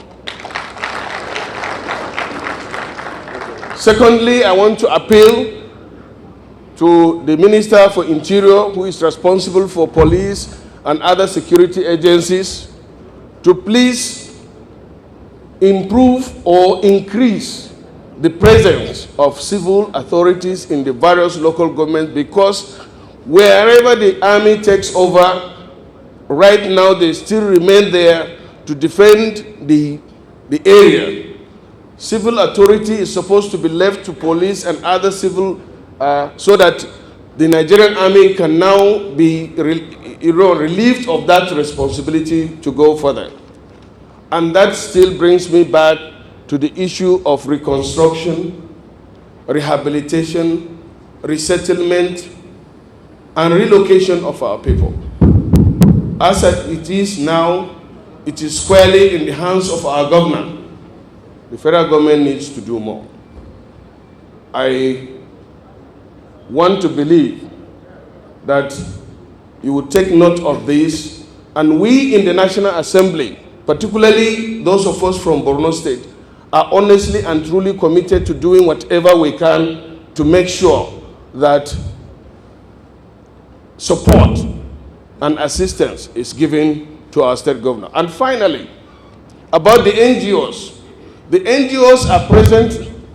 By my statistics, there are over 75 of them recorded that are on ground. They are working on their own. They are not relating with our governor. They are not relating with the stakeholders. But who allowed these people to come in? It is you, Honorable Minister. They are supposed to be asked or directed to come and work with our governor, because he who owns the house knows where it leaks and knows his priorities. So get these people to work with our governor or get them out, because they are just doing things that really duplicate. Sometimes it's just confusing our people. Actually, there is much with them that they can do, but they can only be more effective if they work with our government. Thank you very much for coming, and I hope that this town hall meeting will come out with something that will help us to see visible change on ground that will transform the life of our people. Thank you very much. Thank you very much, Senator Ali Dume. We've heard what you have said. We will respond accordingly. Your Excellency, the Executive Governor, Honorable Ministers, distinguished ladies and gentlemen, we still have just two more goodwill messages. Permit me to invite Honorable Asabe Bilita Bashir, Honorable Member representing Goza and Damboa and Chief of Federal Constituency, and represent the Chairman of the House Committee on Defense to also come forward and give a goodwill message in 2 minutes. Dr. Asabe Bilita Bashir.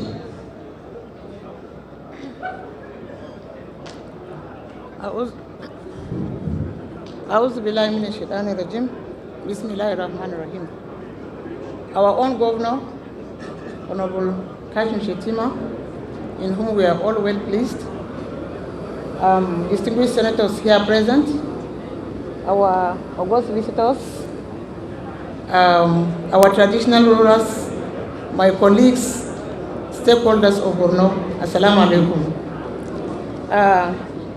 It gladdens my heart that today we are having this town hall meeting in the heart of Maiduguri, which hitherto was not possible. I want to start by appreciating our own President and Commander-in-Chief of the Armed Forces, President Muhammadu Buhari, for his commitment and determination to fight the insurgency in this sub-region. President Buhari has done two things to us in this region that we will never forget. he has deployed workable tactics that has really seduced the activities of the Boko Haram sect. By way of saying it, what President did, like relocating the military command and the control center to Maiduguri, has not in small measure ensured the smooth and efficient operation of the military in Borno State and by extension in the region. That is why today we are celebrating success in Borno State. Mr. President has done it all for us in Borno, not even in Borno, but in the whole sub-region, by way of appointing our sons to head all the military to head all the security agencies. There wouldn't have been better way of treating or dealing with this Boko Haram sect, like appointing our own sons, who apart from being professionals in their own right, they are all stakeholders in Northeast sub-region. We thank Mr. President for that. And to my amiable governor, Honorable Kashim Shettima, in whom we are all pleased. Governor Kashim Shettima has shown exemplary leadership, even from the time that Borno was under severe security challenges. My governor has never left this state for a day, even when governors in the other states, neighboring states, ran to safe havens for safety. He remained resolute and he remained with his people in the state. And today, Governor Kashim Shettima, you can see all his works written everywhere in the state. That is why everybody is really pleased and we are all supporting him. And I want to also applaud his own personal efforts for the kind of determination and efforts that he put in place to ensure the welfare of our IDPs. Like we have all heard and even saw in the video, it is not easy to to host the whole of the state within Maiduguri, but Governor Kashim Shettima successfully did it, and today everybody is happy and we are happily returning back to our local governments. Having said that, I will not forget our gallant military men and other security agencies, our civilian JTF, for their sacrifice. They have put down their lives on the ground so that we can all sleep. These people have sacrificed their lives so that this nation is not overrun by the insurgents. And I pray that Almighty Allah subhanahu wa ta'ala will protect them and give them victory over the pockets of the Boko Haram sect that remain. Finally, Your Excellency and distinguished members of the High Table, I want to appeal on behalf of the families, the wives and the children of those gallant soldiers who have lost their lives in the process of fighting this battle. Some of us live with the families and we know how the conditions that they are in. I want to plead with this high-powered delegation that a good treatment be given to the parents, to the wives and the children of these fallen heroes, so that it will reduce their pain and also it will motivate the other soldiers or officers that are in the field. Finally, last but not the least, I want to plead with this high-powered delegation that somewhat today the activities of the insurgents has been weakened drastically, and therefore the problem that is now at hand is the problem of accessibility of our major roads to these liberated local government headquarters. These roads need to be open so that our people can have free movement of persons and goods. Of course, the military can mount heavy checkpoints and intensive patrol team so that people can be moving from place to place, and that will be a sort of testing ground to ensure that the place is safe for our people.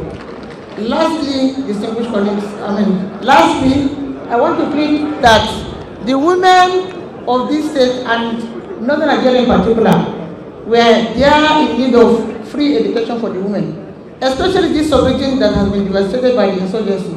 Women have been left unattended to by way of education. I want this high-powered delegation to take it to the President that we need free education for women in this subdivision so that it will bridge up the gap. Thank you very much, and I wish you safe journey. Thank you very much, Honorable Asabebelita Bashir, Your Excellency, Executive Governor, Your Excellency, the Deputy Governor of Borno State, Elijah Mama, Honorable Ministers, distinguished ladies and gentlemen. Permit me to invite Professor Babagana Umar Zulu, the Honorable Commissioner, Reconstruction, Rehabilitation and Resettlement, Borno State. As earlier mentioned, a lot of work is going on in the state. His Excellency is committing so much resources, energy, and time to rebuild the displaced, the destroyed community. Professor Babagana Umar Zulu is the Honorable Commissioner in charge of resettlement. And in 2 minutes, he will address us. Professor, please. 2 minutes? Your Excellency, the Governor of Borno State, His Excellency, the Deputy Governor of Borno State, members of the National Assembly here present, members of the High Table, the Speaker of Borno State House of Assembly, members of the Borno State Executive Council, His Royal Highness, distinguished ladies and gentlemen. First and foremost, permit me to welcome. Can we have your attention, ladies and gentlemen? There is a lot of noise going on there.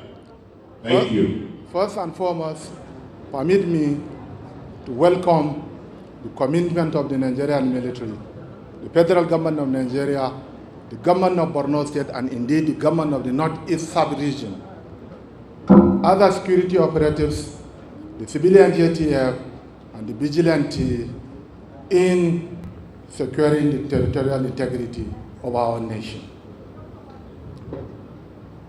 In order to achieve greater success and sustainability, military operations has to be followed by stabilization and recovery mechanism. In view of the foregoing, the Governor of Borno State created the Ministry for Reconstruction, Rehabilitation and Resettlement with the mandate of reconstructing, rehabilitating, and resettling the victims of Boko Haram insurgents. It was enshrined in the United Nations resolutions on the lecture shows 2349 of 2017 that for us to achieve maximum security situation in the region, the military operation has to be followed by the stabilization and recovery mechanism.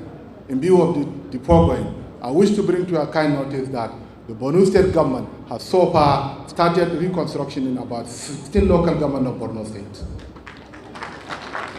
I wish to bring to your kind notice that basic amenities like water supply, health, and education are being provided by the Borno State government. Right now, about 26 mega schools is under construction by the Borno State government, so as to take care of the increasing number of orphans in the state. Secondly, in Bama local government alone, in Bama headquarters alone, the Borno State government has reconstructed over 11,000 homes. In Mobor local government, in Damasak, the Borno State government has constructed over 6,000 homes. Likewise, other local government areas like Goza, like Chibok, like Damboa, among others, have received similar attention. I also wish to bring to your kind notice that the establishment of civil authorities in ground is very paramount. The Borno State government have so far constructed many police stations, among others, traditional rulers' buildings with a view to establishing civil authorities on ground. Without the establishment of civil authorities on ground, return could not be possible. I also wish to bring to your kind notice that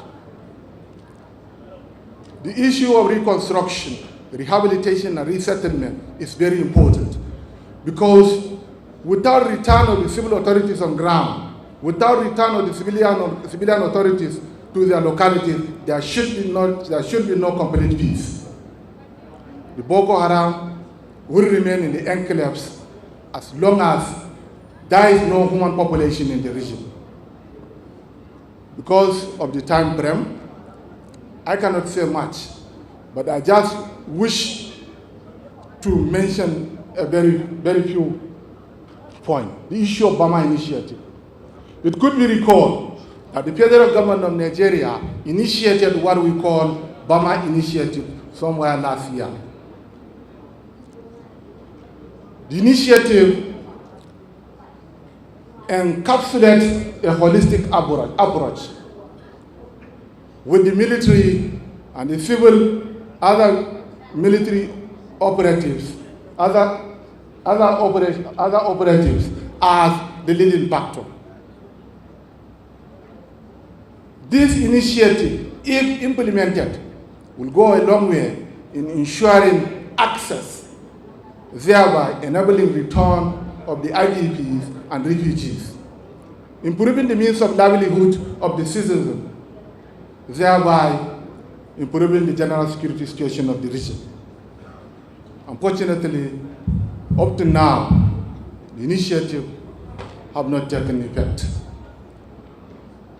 I wanted to now plead to the honorable ministers here present to look into the issue of reviving the Bama Initiative, because the complaints that we have so far received from almost all the military agencies in Bama, in Banki, and in Goza is that of bad road.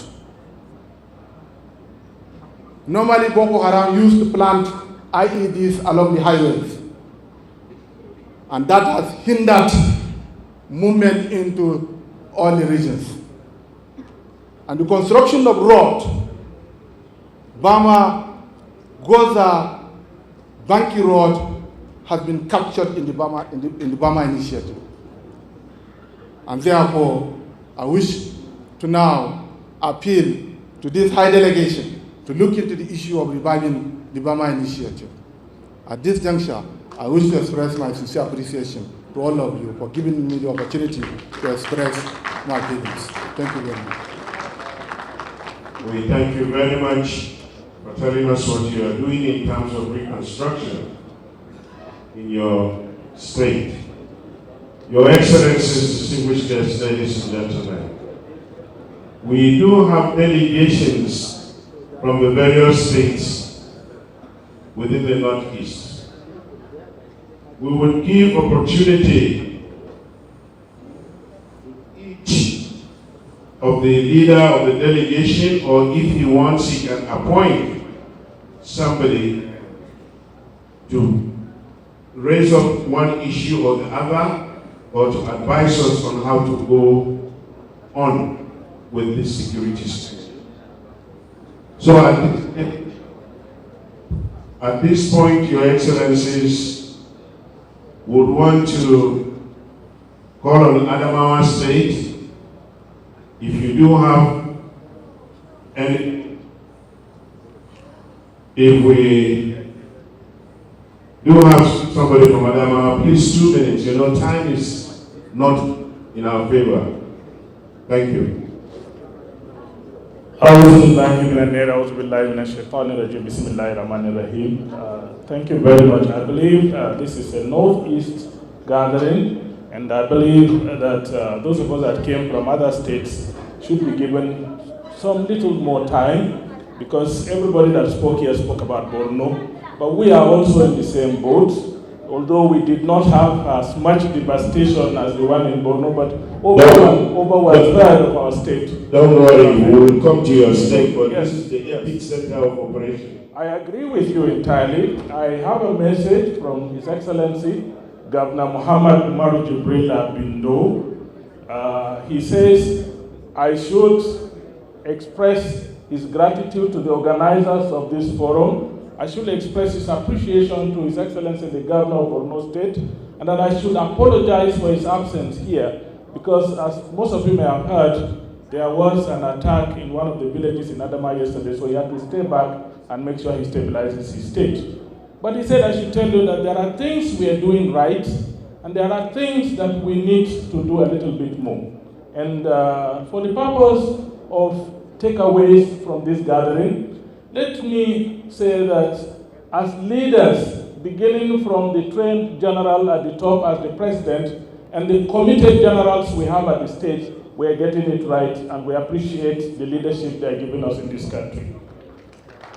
I also want to say that we appreciate the gallant fighting forces of this country, led by the Nigerian army, and that we appreciate their change of tactics.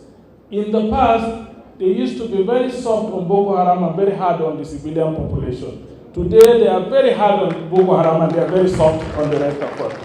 And that is why they were able to win our hearts and our minds, and that is why General Nicholas is a hero whenever he walks the streets in our states. I also want to say that what we need to address very urgently, sirs, is the fact that we need to address the poverty challenge. In my state, at the end of the insurgency, we did a poverty map of Adamawa State with the help of the World Bank. We have 21 local governments. 11 of them have a poverty incidence of over 74%. That is monumental. If we do not address the poverty challenge, we will be moving in cycles, and so we need to address the poverty challenge. Tied to that, Your Excellency, Honorable Ministers, is the fact that we have infrastructure deficit in the Northeast. Everywhere you want to come into the Northeast from, wherever the roads that lead within the Northeast are bad roads. The federal roads within the entire Northeast are bad roads. So we have infrastructure deficit. If we do not address the infrastructure deficit, we may not be getting it right. Your Excellencies, we also want to change our narrative. I'm happy my brother, the Honorable Minister of Information, is here, and all of us that are commissioners of information in the Northeast, and in fact all of us in Nigeria, we need to work together to change our narrative. We are paying more attention to the negatives and paying very little attention to the positives, and that is why people think that it's only doing the negative things that attract attention. We must begin to do the positive things. We must begin to change our narrative, talk about positive things, just like His Excellency said here. If a General Irabo would come from Imo and become a hero in Borno State, it then means that we have very positive things to tell the world. We are not telling the world those positive things, and we allow people with negative information to overwhelm us. I think we need to change that narrative. Lastly, Your Excellency, Honorable Ministers, there is something that is a little bit missing here. I was hoping and praying that among the ministers I will see here, I would have seen the Minister of Justice. Because peace is not just the absence of violence, but it's the presence of social justice. And I tell you that for as long as we do not arrest, prosecute, and convict people who commit offenses in this country, people do not give this incentive for people to do bad.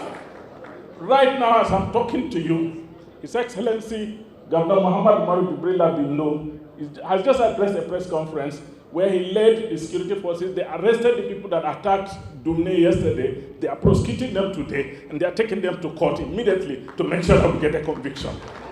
That is the only thing that can end this crisis that we're facing in this country. And lastly, Your Excellency, Honorable Ministers, we cannot leave this place without talking about the drug menace. It is abuse of drugs, abuse of substances that is fueling not just the insurgency, but even the clashes that we're witnessing in this country. If we do not commit ourselves to the fight against drug abuse amongst our young people, then we will not get it right. And I pray that Allah helps us to get it right. Thank you very much, Your Excellency. Thank you. Thank you. Thank you very much. That was Ahmed Sadio, the Honorable Commissioner of Information from Adamawa State, representing his governor. Thank you. Next, the head of delegation from Bauchi State.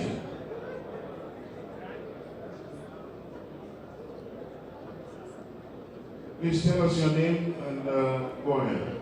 A'udhu billahi minash shaitanir rajim. Bismillahir rahmanir rahim. Our chief host, Mr. Moderator, Your Royal Highness, may I crave your indulgence. Mr. Moderator, stand on the existing protocol. I am Brigadier General Ladan Yusuf retired. Well, before I say anything about the Boko Haram issue, I just want to say one or two things about the documentary we saw a moment ago. First, they made mention that the full-blown Boko Haram issue started in Bauchi. That's good. I'm happy to hear that. The second one is that when His Excellency was speaking here, made mention of General this, General that, they are from this, from that. Well, good. Experience, they say, is the best teacher. I remember back in Niger Delta, they were saying General Bello Serkinyaki, General Yusuf, General Endi Isa. That is how it is. People from other parts of the country, that's how we do in military, are deployed to do this job. And they do it always perfectly. Thank you very much. Now to Bauchi issue. Bauchi State is well known to all of us that it is geographically a bridge between the Northeast, Northwest, and North Central. So if there's any problem, either from the three regions, God has it, they spare Bauchi State security-wise. God has carried it, not only, through his, mightiness, no, but through the action of the people, because we deploy both material and human resources. We lost a lot. We remember Azare when people bare-handedly chased Boko Haram out of, Azare. That is what we did to avoid full-blown, attack in Bauchi State. However, now we are talking about the consequences of Boko Haram, because very soon they will be eliminated completely. What are now the consequences? To Bauchi State, which is a bridge that I painted earlier, we received, a lot of chunk of, IDPs from either North Central with their problems and also from the Northeast. All of you from Northeast that travel by road, if you are coming from Jos, you will agree with me, you pass a lot of urban areas cropping up. Either the Gumau, Magama Gumau, Sabon Garin, Nahuta, and if you are coming also from Tapao Balewa Panshin to Bauchi, you pass Liman Katagung, Mararaba Liman Katagung, Tudun Dang Amar, Akuta, Abuja Pata, and the rest of them. So many, cropping up. They are now cities. That tells you that Bauchi State lean resources are being, lynched by this, urbanization. Water, electricity, school, medical clinics, they're being overstretched. In fact, even our roads, because when the population, keep on growing, the roads would be narrowing. So this is what Bauchi State is facing seriously, because by nature, we are accommodating. We welcome, IDPs. That's why we don't have a single IDP camp in Bauchi State. All of them, they are assimilated within the society. Some of them that have the economic muscles are given land to build both commercial and residential areas. So they are with us, given land to cultivate, fertilizer, seedling, seeds, tractors, tricycle to convey and evacuate the farm, produce. This is what we have been doing. So our moderators and other ministers, honestly, Bauchi State resources are being, overstretched, really overstretched. And as a result, one of us had made mention of drugs abuse. It's very, very common because people coming into our own society, they are coming from different, environment, coming with different culture. Also, our traditional rulers, council, now they don't take their orders. So we have to go back. It is now the responsibility of maybe the National Assembly to give our traditional power, our leaders power. Let's go back to yesteryear. And also our resources, Mr. Ministers. Thank you very much. God bless Nigeria. God bless the armed forces of the Federal Republic of Nigeria. God bless everybody. Thank you very much. Okay, we want to thank retired Brigadier General Yusuf Lagan, the SA on security, who is representing his governor and leading the Bauchi delegation. Your Excellencies, distinguished guests, ladies and gentlemen, we've told you that this is a special town hall meeting. We will just allow His Excellency, the Governor of the state, to respond on an issue that has just been raised, after which we'll go back to our roll call of other delegations from the state. Your Excellency. Your Excellencies, I wish to stand on existing protocol due to paucity of time. I want to respond to issues on PCNI and the Burma Initiative. If there is one person that deserves to be celebrated, that deserves encomiums to be poured on her by the people of Borno and by extension the Northeast, there is no any other person greater than the Honorable Minister of State Budget and Planning. She worked assiduously to see to the fruition of the Burma Initiative. But as they say, discretion is the better part of valor. There are issues.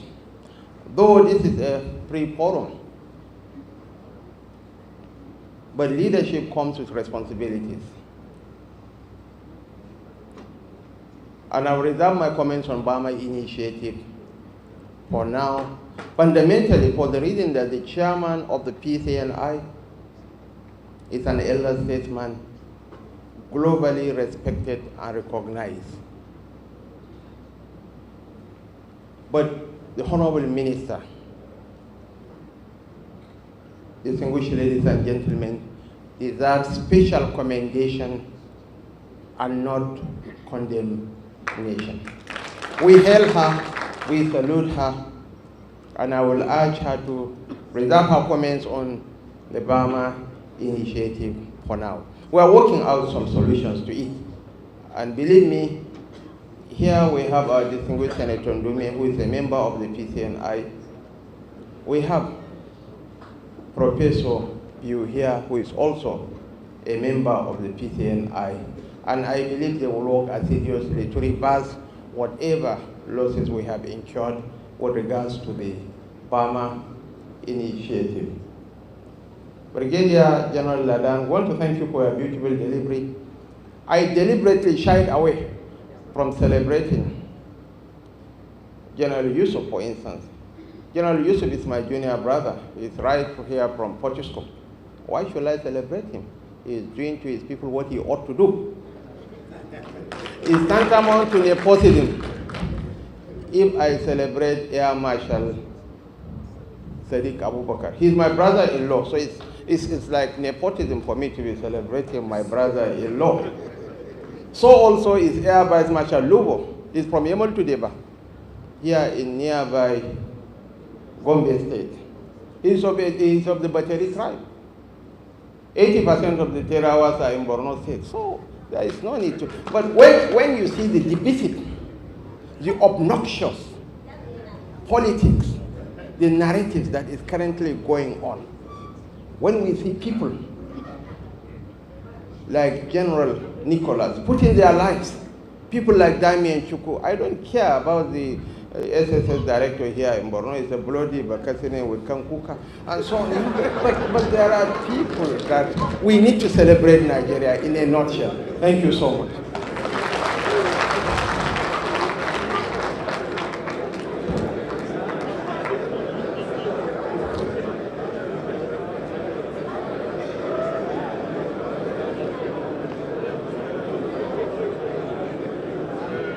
Okay, Your Excellency, we want to thank you for your response. And as you said, the Minister for Budget and National Planning should be commended. Ajia, we are commending you for your efforts. Thank you. Your Excellencies, distinguished guests, ladies and gentlemen, we will now call on the leader of delegation from Bombay State. If they are around, please come forward. If not, we proceed. Bombay, you're not here. Taraba.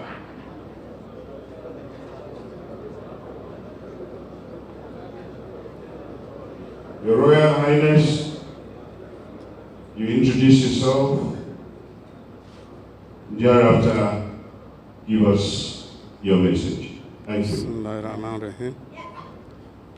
My name is Alhaji Suleiman Ibrahim Sambo, the Pantizi, leading the delegation from Taraba State. Your Excellency, the Governor-elect of Borno State, our highest royal father, the Sheikh of Borno, and Honorable Excellencies of the High Table. Other protocol, duly observed, please. Please, attention. We people from Taraba, we also witnessed some kind of drops of incidences. We are not free from that as well. So we know what it takes to have this type of thing in your community.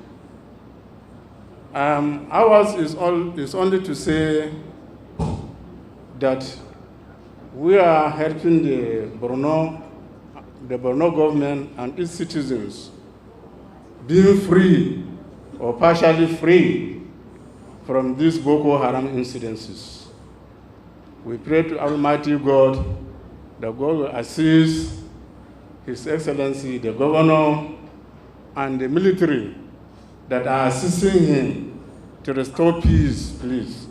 We pray to Almighty God that God will come to their help and assist them day in, day out until peace is finally restored in Borno State and the Northeast in general. Without much of time, because time is running, I also pray that the Minister of Interior, I love your size. I love you. From mere looking at you, you are healthy. As Dr. Asabe has pleaded before, please and please, don't let your children, the military, in the war zone or in the front line with hunger. I'm not a soldier, but I was told that wearing of the boot and carrying of the AK-47 needs something in the central bank. So please, help them, pay them their due as of due, so that they get the strength to go and fight out these insurgencies and restore peace for the people of Borno State and its government. Please, thank you, please. Thank you very much, Your Royal Highness. I'm sure Your Royal Highness is referring to the Honorable Minister of Defense, but slip of tongue, he said Minister of Interior. I believe it is noted. Thank you. Your Excellencies, distinguished guests, ladies and gentlemen, we will now call on the delegation, the leader of delegation from Yobe State. Yobe, is anybody represented? No? Okay. Yobe is not here.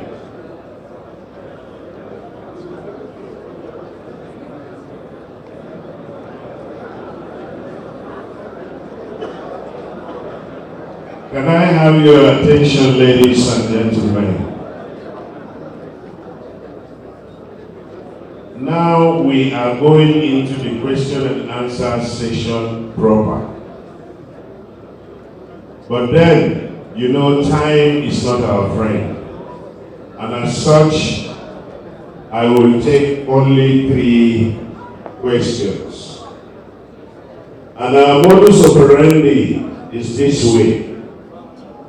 If you come to ask your question, you will tell us your name, where you are coming from, and please, your language of communication must be civil. No abusive words. You're not quarreling with anybody. We are here to hear you and go back to arrange and get things done properly. So there are no insults. The ministers are here. They will be ready to prepare answers. So I will start from my right-hand side. Is there any lady? Let us be gender sensitive. Is there any lady at that? There's a lady here. Where's the lady? Is there anybody with a microphone? Please give it to the lady. Let's start with the lady. Good afternoon, everyone. My name is Aisha Mustafa. I'm representing my father here. He was one of the people who negotiated the release of the 103 girls, Chibok girls. My question is that, how are you hoping to reintegrate people without stigma? And my second question is, what measures are already put in place to curb radical views in the future and issues of gender violence in IDP camps and host communities? Thank you. Thank you very much. That was direct to the point. I have. Wait. Okay. Please give him the microphone.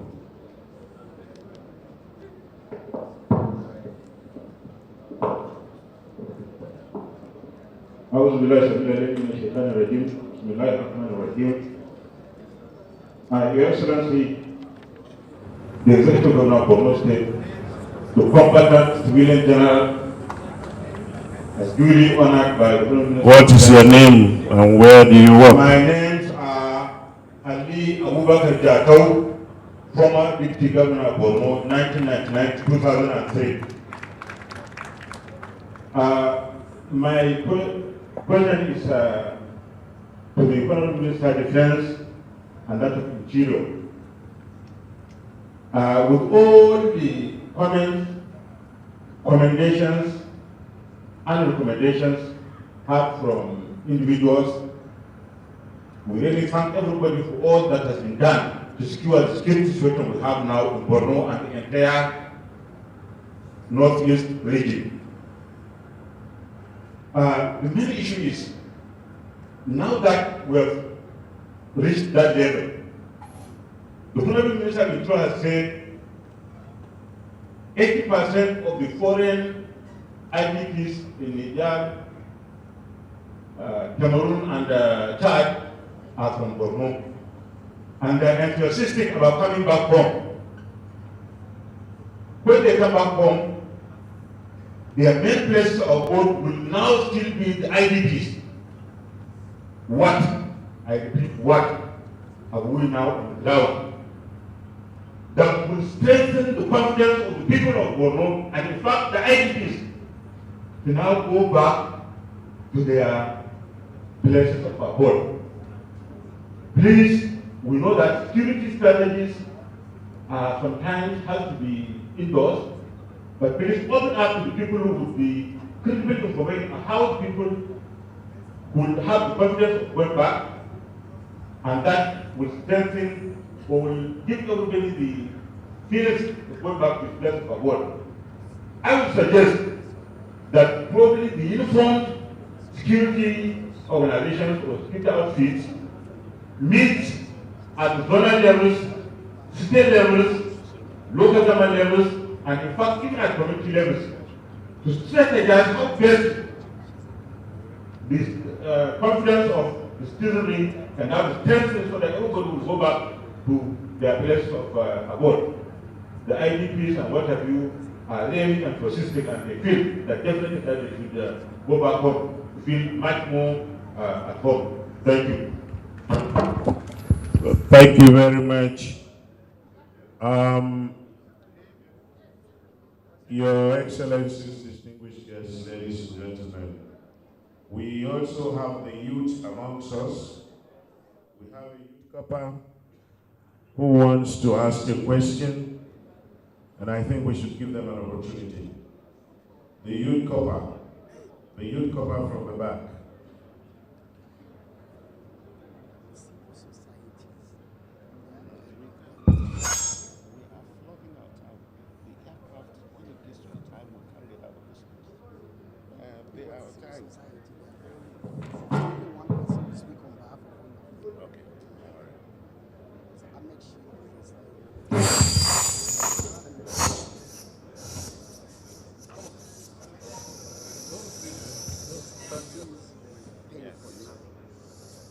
Where is the youth copper, please?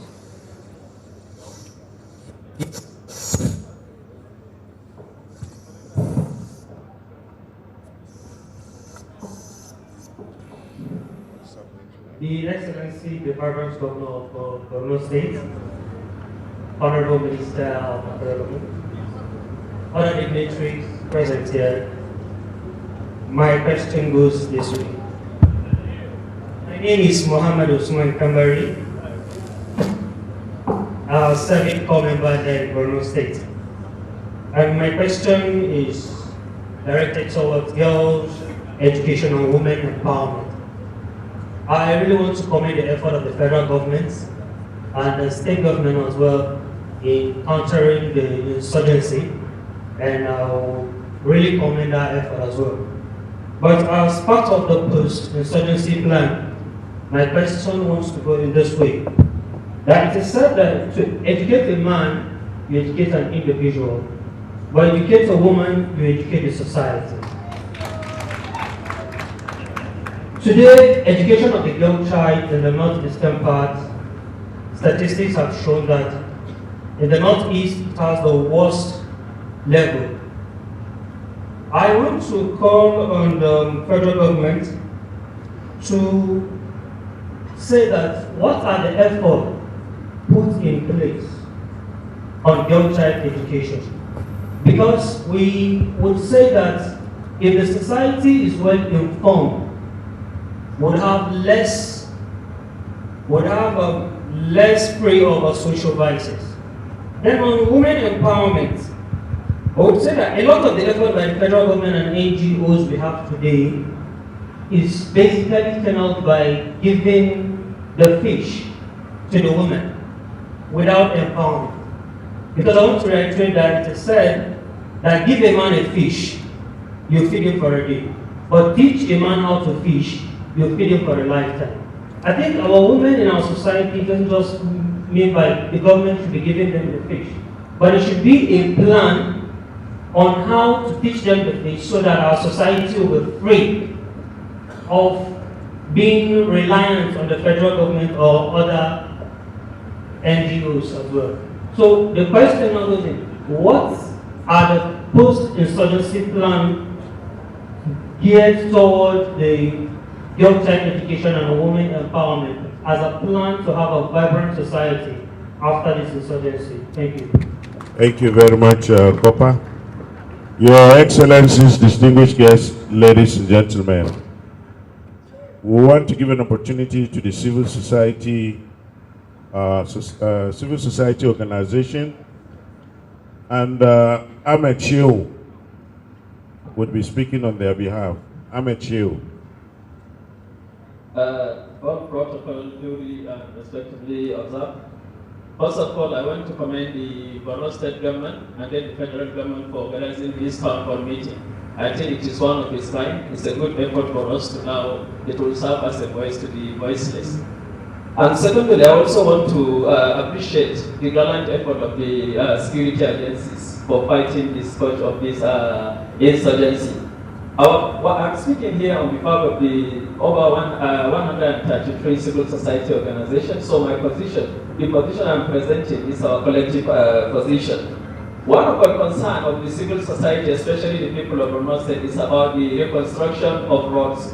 As it has been stated here, the road here is one of the key engines of the economy. When you have the roads, people can now be able to transport themselves and their goods and services from one place to the other. So my question to the Honorable Minister is, what is the federal government doing toward making the road more travelable, especially the road between Maiduguri to Gamborungala?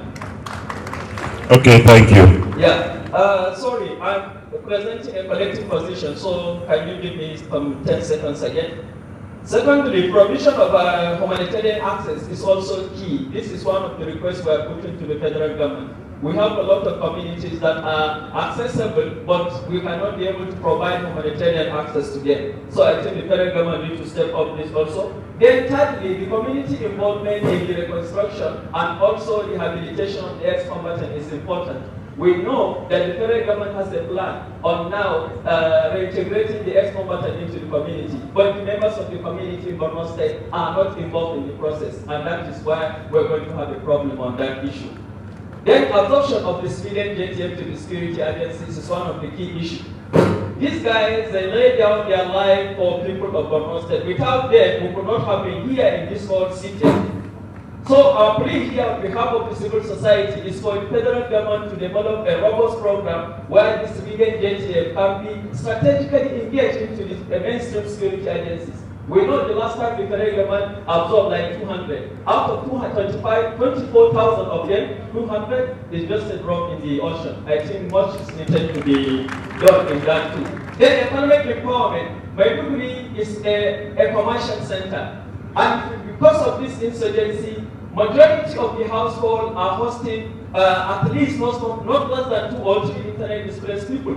And that makes most businessmen to now channel their resources in taking care of their relatives that came from the other part of the villages. So now they have lost their profit and they have lost their source of now businesses. What is the federal government doing to now provide a kind of a social support to the businesses? The chairman of the market is here. As of last count, the market is one of the vibrant, providing economic strength and other incentives to 3 countries bordering us. But now, when the market is just dead, so we're asking for the federal government to look at a measure where they can be able to step up. Then finally, the issue of return of IDPs. Our concern is, for return to take place, we want the federal government to consider the issue of Kampala Convention, where every return has to be voluntary, has to be informed, and has to be with dignity and that aspect. Okay, agreed, we are returning them. If we return them, my question is, what is the plan for their livelihood in that aspect to start their life? Thank you very much. Okay, thank you. Thank you very much. I think this will be the final question, and this question is for the governor. Your Excellency, some of the members who went on facility tour to some of your projects saw very good agricultural projects. They also saw projects in educational sector. They equally saw housing projects in the education sector. How have you been able to cope up? Where do you get the money in spite of the challenges, the security challenges, that you are able to fix up all this? So when you are called or invited, you'll be able to respond. Honorable Minister, sir, I have finished the questions. The Minister of Defense has a little to answer, and he may be invited to give one or two before His Excellency is invited to answer his own questions, sir. Thank you. Thank you very much, Your Excellency. I think we'd rather start with the Honorable Minister of State for me, because it that a lot of the issues raised have to do with the very good work we have this position to throw more light into many of the questions, and then from there we go to the other ministers if there are any other contributions to make. Thank you very much. Honorable Minister, please.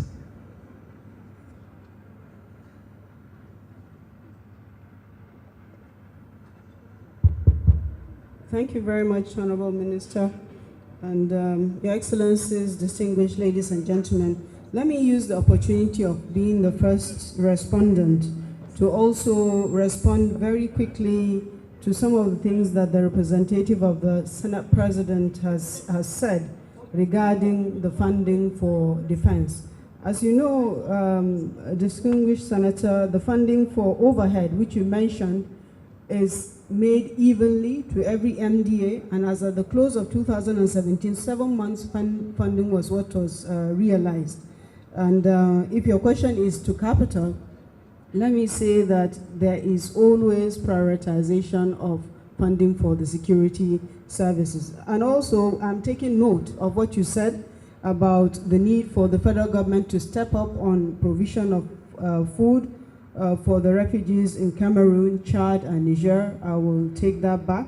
And to distinguished Senator Ndume, I agree with you that we must do more work to ensure better coordination of the NGOs that are working within the Northeast. And in this regard, the Minister of Budget and National Planning has to work with the Immigration, the Minister of Interior, as well as the other security services to ensure that proper screening is done, and so that the military can check out the NGOs that are not certified and registered. Honorable Asabe, I can't agree more with you that there is a need to do a special scheme for the wives of our gallant soldiers who lost their lives as a result of the work that they do. And I want to meet with you. Maybe we should work together. I'm advocating scholarship for their children to whatever level, and also free homes. That should be the kind of comfort that they need for the sacrifice that they make to our country.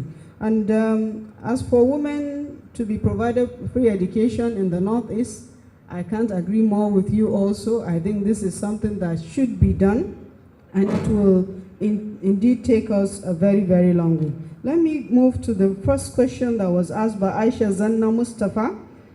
You were asking how we're going to integrate people without stigma, and what plans we have for curbing gender-based violence.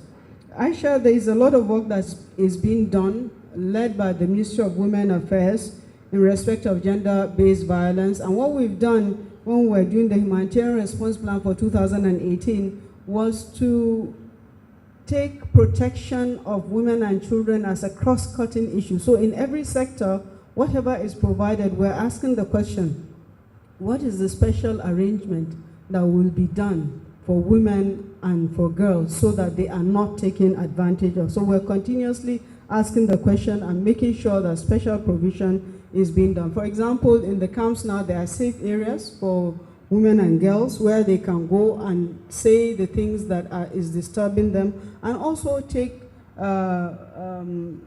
family planning products, which is available in the camp.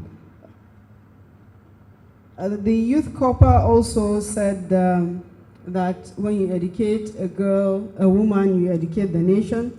That is indeed true, because an educated woman is more likely to bring up a family better, and also ensure that her children also go to school and do very well. I think I'll pass the mic. Thank you, Mr. Chairman. I think I'll go straight to the issues raised on IDP security, issue of civilian JTF employment, and radicalization policy, the roundup with equipping the military. First, the IDP. Like it was rightly mentioned here, the Minister of Interior is doing all he can to deploy other security services apart from the military to take over some of the liberated areas. In my ministry, we had a committee whereby all the stakeholders were brought. That is including police, civil defense, and all other security agencies. They sat down, they came up with a suggestion whereby deployment of these other security agencies will be done and to relieve the military. We all know that the employment of armed forces in any civil or liberated area is not right. We, as soon as we secure and we liberate, we are supposed to hand over to other security agencies to do their job. The Minister of Interior, I believe, have made submission for some deployment of civil, civil defense and other security agencies that are supposed to take over all the liberated areas, which hitherto the military is occupying. I rightly said here that the rotation is even a problem to us. Why? Because we are so much committed all over the nation. We are there doing Python dance, we are doing crocodile smile, we are all over the country. So the issue of IDP securing, even though it's part and parcel of the military, is supposed to be handed over to Interior as soon as the place is liberated. Coming to civilian JTF, I remember when last I paid, or initially when I paid a visit to His Excellency, the Executive Governor of this state, I told him that we have been able to consider, or we should be able to consider some of the civilian JTF. However, the civilian JTF has to qualify. In the military, we have norms. There are many other requirements apart from being in the combat zone. That does not automatically give you the position to enter the military. There are other requirements which we have been doing. All we need to do is to give advantage to the civilian GTO, but there are other medical, other educational, and consideration also of the areas, because what we call federal character in the armed forces has to be also observed. So we can give concession of percentage, but we cannot carry all of them. If we carry about 120, 30 or 10,000 from a particular zone, then that is not right. What we do, give a percentage. We also give consideration for them to be given, but the federal character has to be observed. On the issue of radicalization, we have what we call Operation Safe Corridor, whereby all the detained people are being examined, checked, and a lot of judiciary officers and some other psychological doctors and other people that look through their cases. We have so many tables that they are going through to see at what level or what depth have these prisoners been with this Boko Haram. So some of them are being sourced, some of them are going to be released, some of them will be detained. So it's an issue of time, and the judiciary also is doing their own part, like what the other speakers said, that the Attorney General should have been here. He is also in consonance with the Ministry of Defense, Defense Headquarters, and other medical people that are searching through all these people to be sourced out those that have very deep criminal cases will be removed and others will be freed as soon as possible. On the issue of equipping the military, we have never had it so good. Honestly, I'm being frank and fair. With the little resources we've been given, with the incentive the President and Commander-in-Chief is giving to the armed forces of the Federal Republic of Nigeria, is tremendous. Most of our issues, most of our requirements has been met by the present administration. However, the resources, like Madam says, can never be enough. With the little we had, with the little we have been getting, I think the armed forces are better off than what we met them. And I assure you, every kobo, every penny that has been sent to the ministry is transparently and is being spent what is meant for. Because as a policy, we have made it a case whereby we go direct to the source. We don't give supply, we give original equipment manufacturers, so that the issue of vendors, contractors are being removed out. Whatever defense article we require, we pay direct to the government of that country. An example is the current issue of these Super Tucanos that America at last, because we've been pursuing this aircraft for almost 3 years now. Of recent, they agreed to sell to us. We have paid on direct to the American government $496 million, whereby aircrafts, Super Tucano aircraft, will be delivered as soon as possible. Then lastly, let me use the opportunity to also add value to whatever we are doing on security. The issue of these arms, we have so many appropriation of arms across the country. It is part of my ministry's responsibility to control some arms, and it was done initially by the Presscom, which was before, it's just a committee. Now, through the intervention of the Commander-in-Chief of the Armed Forces of the Federal Republic of Nigeria, he has agreed to upgrade it to a commission, whereby there will be a very knowledgeable or committed person that we will entrust to this commission that will help in assembling or collecting of all these arms that are in the hands of criminals across the country. The committee is working, a retired general is working on it with all the stakeholders from other areas or security agencies working, that we have given them about 3 weeks to come out with the modalities of how this should be done. I thank you for your audience.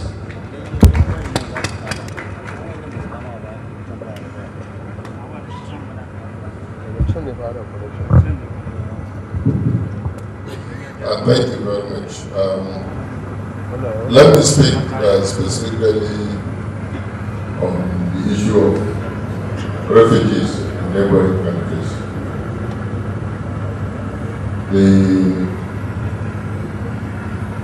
The refugees I mentioned, 80% of them are from Borno, are those in Cameroon for now. Then we have about 90,000 of them, out of which 80% are from Borno.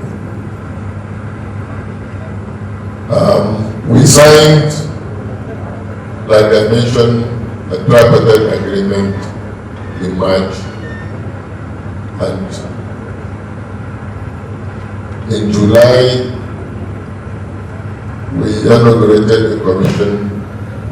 That commission has 2 representations each from Nigeria, Cameroon, and United Nations High Commission for Refugees.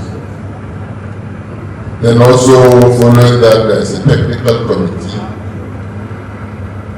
being represented by, from my ministry, Interior, Defense, Ministry of Justice, Foreign Affairs, NEMA, DSS, Police, Immigration and Refugees Commission. So that technical committee has been working and has been in touch with the Cameroonian counterpart. And I myself have visited here. Just about 2 weeks ago, the chairperson of the committee came to me trying to see how they can sort out issues. And they informed me that they visited here, even though they have not met the governor, they met the deputy governor. I understand too, there has been a standing committee here for, I think, resettlement committee. And I said, you don't need to see the governor in person, because the governor has already prepared ground. All you need to do after paying courtesy call at the government house, you meet the standing committee for resettlement. And that's the committee you should be working with. At any rate, I suggested to them how to go about it, because we are taking off the budget. And what they brought to me, I thought it would work that way.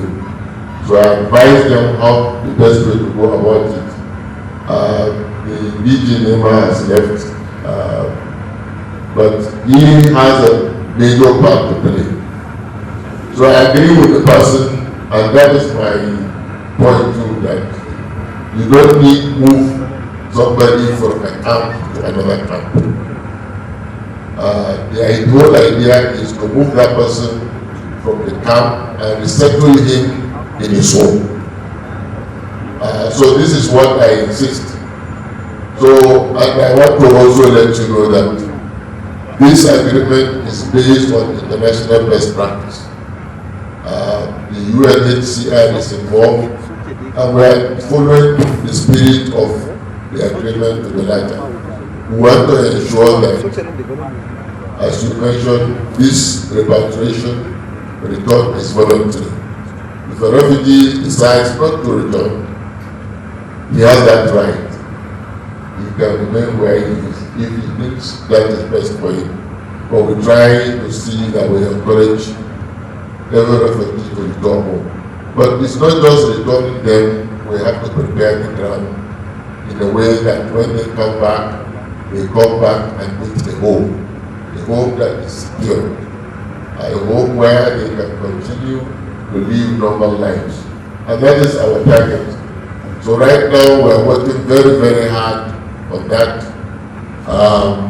We've submitted our requirements. Like I said, the first phase of the movement was supposed to be this month in February, but I'm not sure that is feasible. So we are likely to shift it to by another month. And I believe that the technical committee will working hard towards that. And we also require alternative membership to the commission, which is supposed to come from Borno State here, representing the other states. I understand that member has not reported to the commission. He has not participated in the meetings. So we will require that. But everything we are doing is to ensure that we protect the best interests of that refugee, wherever it is, whether it's in Cameroon or Chad or Niger. So we are working hard towards that. And first, we want to ensure that his home is physically secured.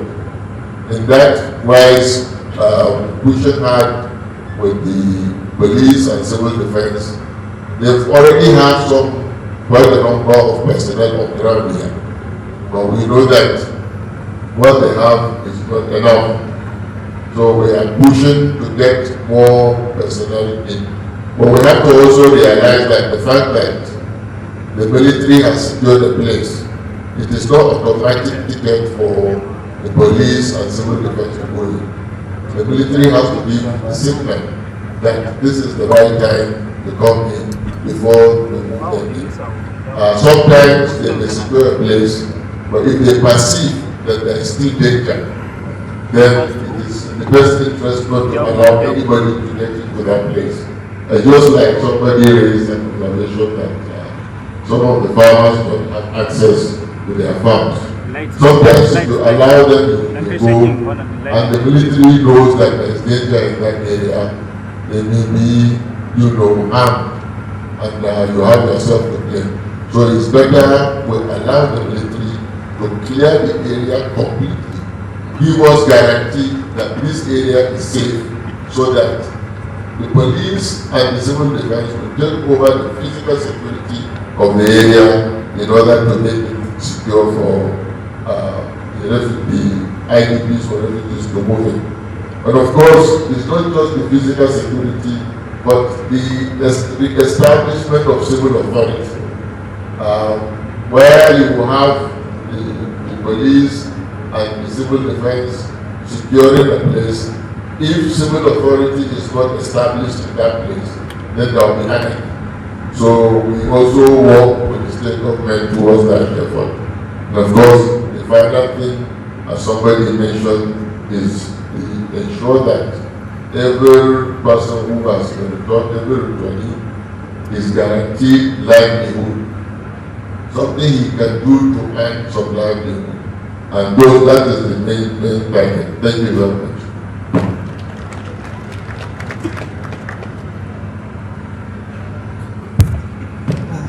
Your Excellency, I think it's my pleasure now to call on His Excellency the Governor to please respond to the question raised as to the scope and scale of the resettlement and reconstruction that is going on in the state. Your Excellency.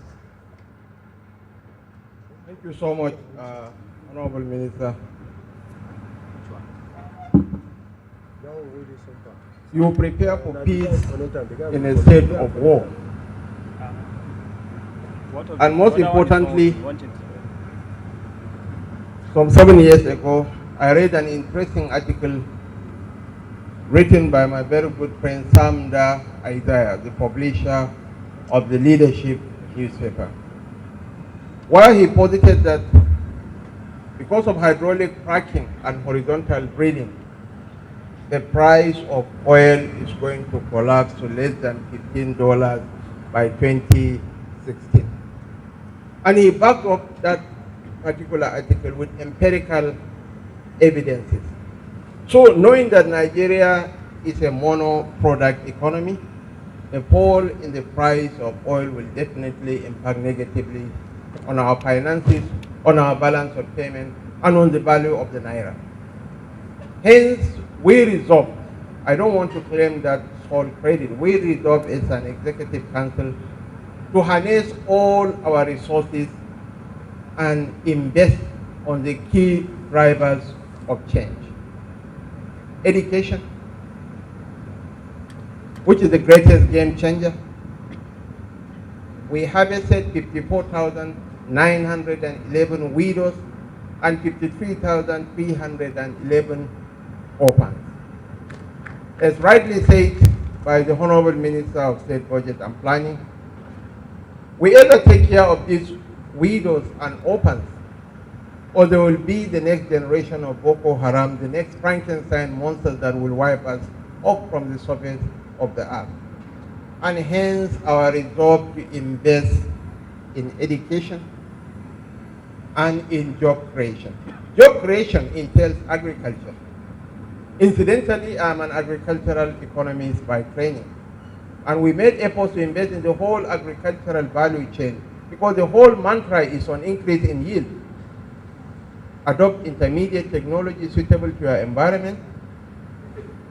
Bring in improved seeds, fertilization, and there will be a manifold increase in yield. Hence, we invested massively with all sense of modesty. With all sense of modesty, there is no state in the entire Nigerian Federation that had invested half of what Borno had invested in agriculture. And anyone amongst us here who has read Klaus Schwab, the chairman of the Davos World Economic Forum's latest book, on the post-industrial revolution. The first agrarian revolution took place 10,000 years ago, when we moved from foraging to domestication of animals. The first industrial revolution that took place in the mid-18th century, from around 1760 to 1840, it took 120 years for the steamship to move out of Europe to other parts of the world.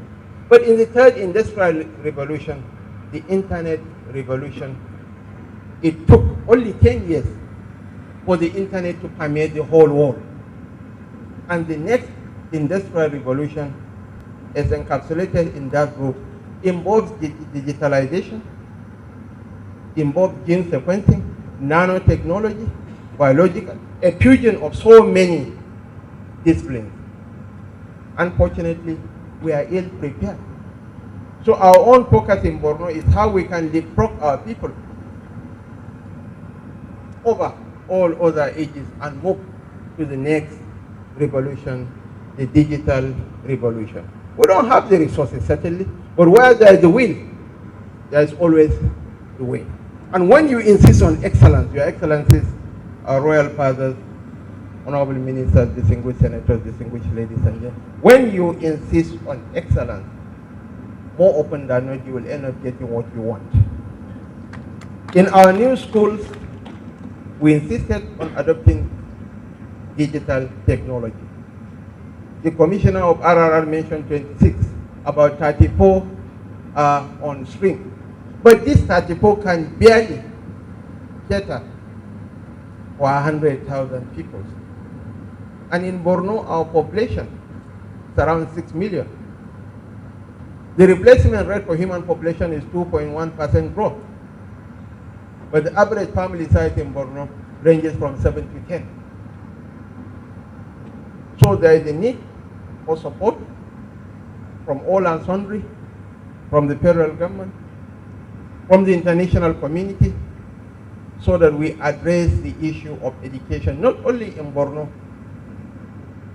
not only in the Northeast. The Honorable Commissioner of Information of Adamawa State was talking about the incidence of poverty. There is a direct correlation between poverty and violence. We either invest in our people, we either fight poverty, or believe me, for us as the elites of this society, they will soon chase us out of this land. We have to invest in our people. Thank you so much. Thank you. Can we put our hands once more, ladies and gentlemen, for His Excellency? I can see His Excellency is tapping from the crop of very, very hardworking people in this state. I recall yesterday when this facility tour was taking place, we met Engineer Ali Ibrahim, the man who constructed the biggest and largest housing estate in Africa. That is in Gwarimpa. We saw what he's doing, and I want to assure you that I personally would come back to your state and take up those solar models that I believe would help in the rural areas. Congratulations and well done. Your Excellencies, distinguished guests, ladies and gentlemen, time is not on our side. So you permit me now to invite the Honorable Minister of Information to come and give a recap. Honorable Minister of Information.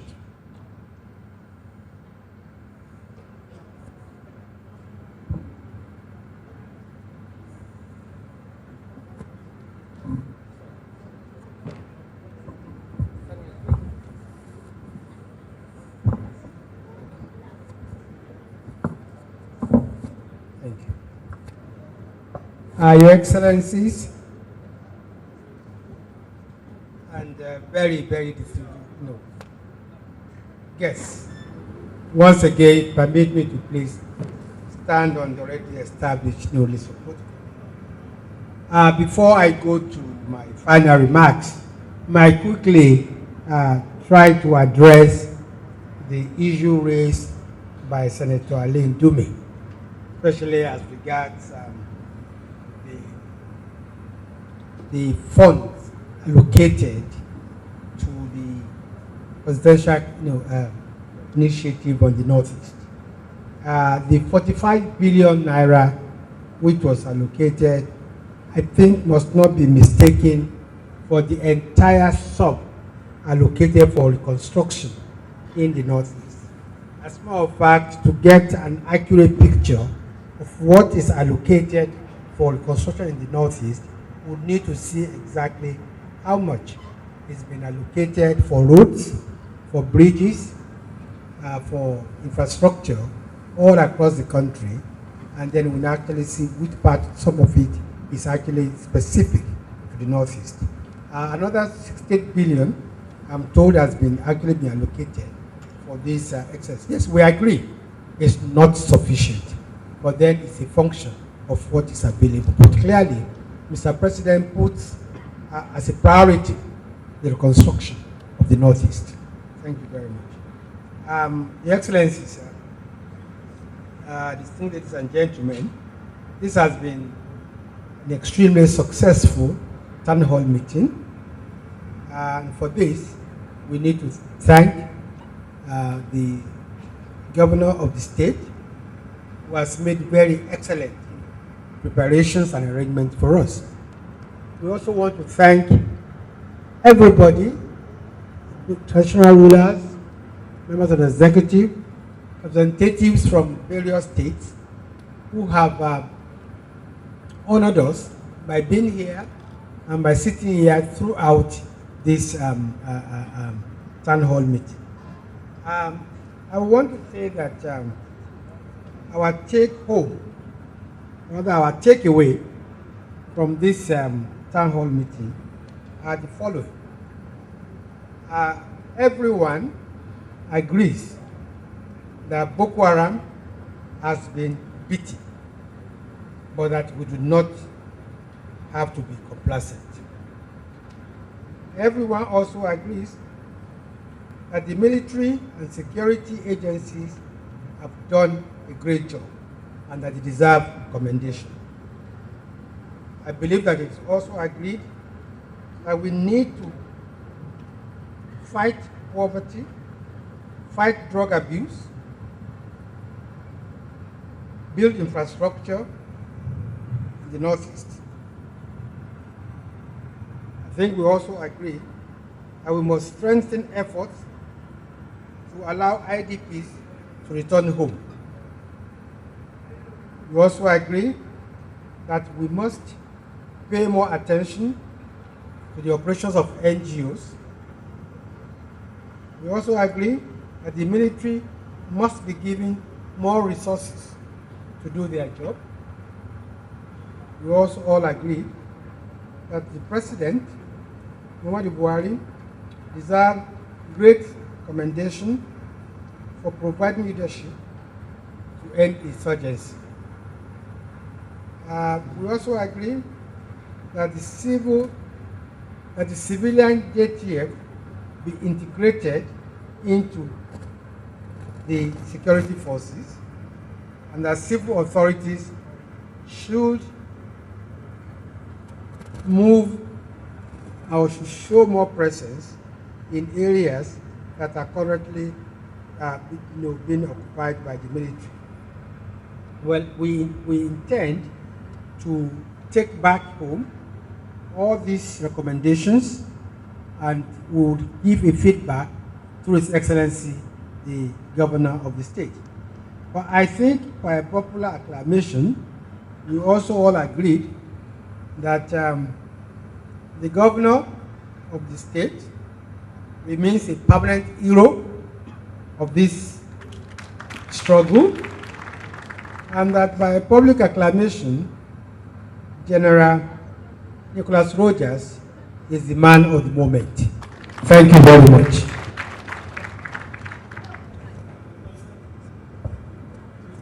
Your Excellency, the Executive Governor of Borno State, and the Chairman, Northern Governors Forum, Honorable Kashim Shettima, Your Excellency, the Deputy Governor of Borno State, Alhaji Usman Maman Durkwa, honorable ministers, distinguished senators, members of the House of Representatives, all other protocols respectfully observed. We've come to the end of the program, but before we do that, permit me to please invite the Honorable Commissioner for Home Affairs, Information and Culture, Borno State, who is also the chairman of the organizing committee for this occasion, to please come forward and deliver the vote of thanks. Also to let us know that at the end of the program, there will be a photo session with His Excellency the Executive Governor, His Excellency the Deputy Governor, the Honorable Ministers, and the members of the National Assembly. That will be immediately after the national anthem has been taken. Thank you.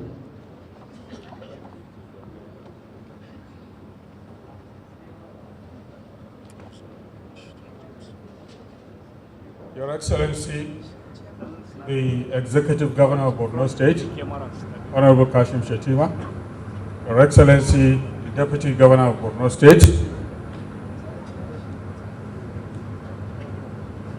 the Speaker of the House of Representatives, ably represented by our own Honorable MT Manguno, the Senators of the Federal Republic, the members of the House of Representatives here present, Your Royal Highnesses, the Honorable Ministers here present, Your Royal Highnesses, Your Royal Highness the Shehu of Borno, Your Royal Highnesses, other Royal Fathers present here, the Speaker of the Borno State House of Assembly, the members of the Borno State House of Assembly, members of the Borno State Executive Council. Permit me, Your Excellency, to stand on already existing protocol. Before I proceed, I would like to draw your attention to the inadvertent omission of the name of Yobe State on the program of events that we publish here in Borno State. We, by mistake, avoided omitted the name of Yobe State. I want to crave the understanding of the people, government of Yobe State. Of course, the governor's picture is inside the program of Yobe, but on the cover, the names of the states, you will see that Yobe State is missing. It's a mistake. I accept full responsibility as the chairman of the organizing committee, but I want to assure the people of Yobe State that it is the printer's devil. On behalf of the government and entire people of Borno State, and indeed on behalf of the local organizing committee of this special town hall meeting, which is only the second of its kind since this process started, I would like first and foremost to convey our gratitude, profound gratitude to Allah subhanahu wa ta'ala for giving us the grace, the wisdom and the capacity to plan, organize, and successfully carry out this assignment, which is this town hall meeting, which is just about coming to an end. At the risk of sounding like somebody blowing our own trumpet, I have received feelers from people in Abuja that so far this is the best organized town hall meeting since the process started. You will agree with me that the success of the main event we have witnessed today, the behind-the-scene activities of packaging and planning undertaken by the Federal Ministry of Information and Culture in liaison with the local organizing committee in terms of content, concept, content, participation, and proceedings has been this well because of the effort of the Honorable Minister of Information and Culture, the well-celebrated and well-known Alhaji Lai Mohammed. We Therefore, we are therefore grateful to him and to the honorable ministers, the other honorable ministers who, like he mentioned at the beginning, took out time from their very tight schedule to come here and be bombarded with questions. So we are really very grateful to them. We are also very grateful because the source of this occasion is equally connected with the wholesome support we received from the host governor, His Excellency Honorable Kashim Shettima, the Executive Governor of Borno State, who in his wisdom empaneled an organizing committee and ensured the provision of all the needful for the successful hosting of this event in Maiduguri. Your Excellency, this is an eloquent testimony of your passion for proper planning and clinical execution of programs, and that is why you are identified as a successful governor as well as the current chairman of the Northern State Governors Forum. Your Excellencies, Your Royal Highnesses, distinguished ladies and gentlemen, we are also very, very pleased with His Royal Highness, His Royal Majesty, the Shehu of Borno, who has extended all the logistic and moral support for the proper conduct of this occasion, especially as it relates to handling the very heavy task of hosting the Royal Highnesses that we have in our midst today. So we thank you, Your Royal Highness, and we also thank the other Royal Highnesses for finding time to come to grace our occasion. Finally, I would like to thank all our vibrant stakeholders and participants, the various participants, the interaction and the interface witnessed today, which has surely provided significant takeaways for all of us as lessons learned in respect of policy formulation and strategic implementation. The issues raised and interrogated today will certainly broaden the platform for our collective security management and going forward for the prosperity of our dear nation. On this note, I wish to thank everyone here present for making this occasion very interactive, lively, and colorful, and wish you journey masses to your respective destinations. Thank you, and God bless you.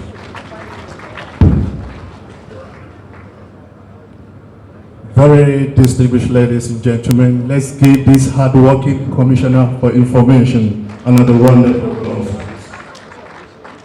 Your Excellencies, very distinguished senators of the Federal Republic, honorable members, ministers of the Federal Republic, our royal fathers, very distinguished ladies and gentlemen. Prayer, they say, is the strength and the unity of any nation. I know Nigerians believe in the efficacy of prayers because it's really working for us in Nigeria. At this point, very distinguished ladies and gentlemen, we started with the word of prayer. It's very important for us to end this meeting with the word of prayer. At this juncture, I would like to invite the Chairman, Christian Association of Nigeria, Borno State, Reverend Mohammed Naga, to please step forward and give the closing prayer. Reverend, please. Thank you. Let us pray. Holy God in heaven, we thank you for the privilege and opportunity for us to be here to discuss on our common issue pertaining security. We ask all those things being said in thy mercy, thy love, have mercy on the people of Borno and the Northeast region. Those you have placed in authority to execute all that has been said, give them the ability to do so. And we ask, O God, may you have mercy on us, have compassion on your people. You know in your mercy, you made a black man and a white man. You know about Christianity and Islam, you know about those who don't even trust and believe in you, mighty God. We ask you, let our collective effort and our zeal to live together be established. We beseech you in Jesus' name. Amen. Thank you very much, the CAN President, Your Excellency.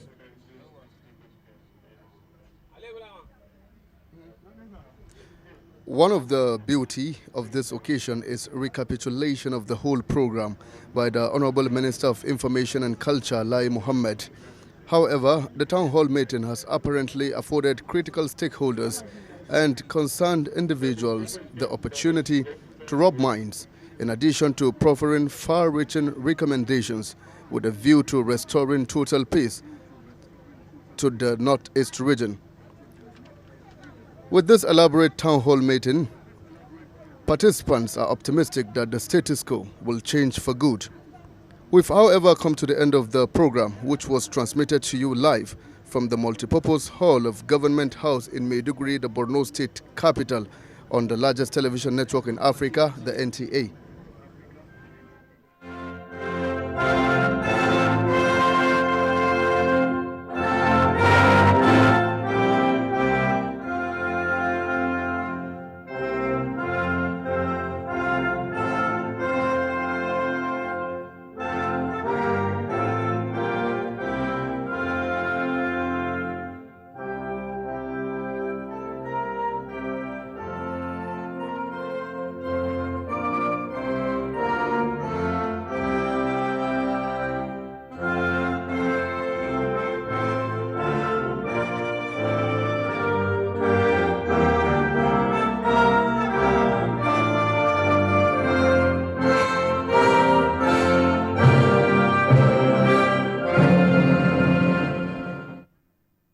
Like we said earlier,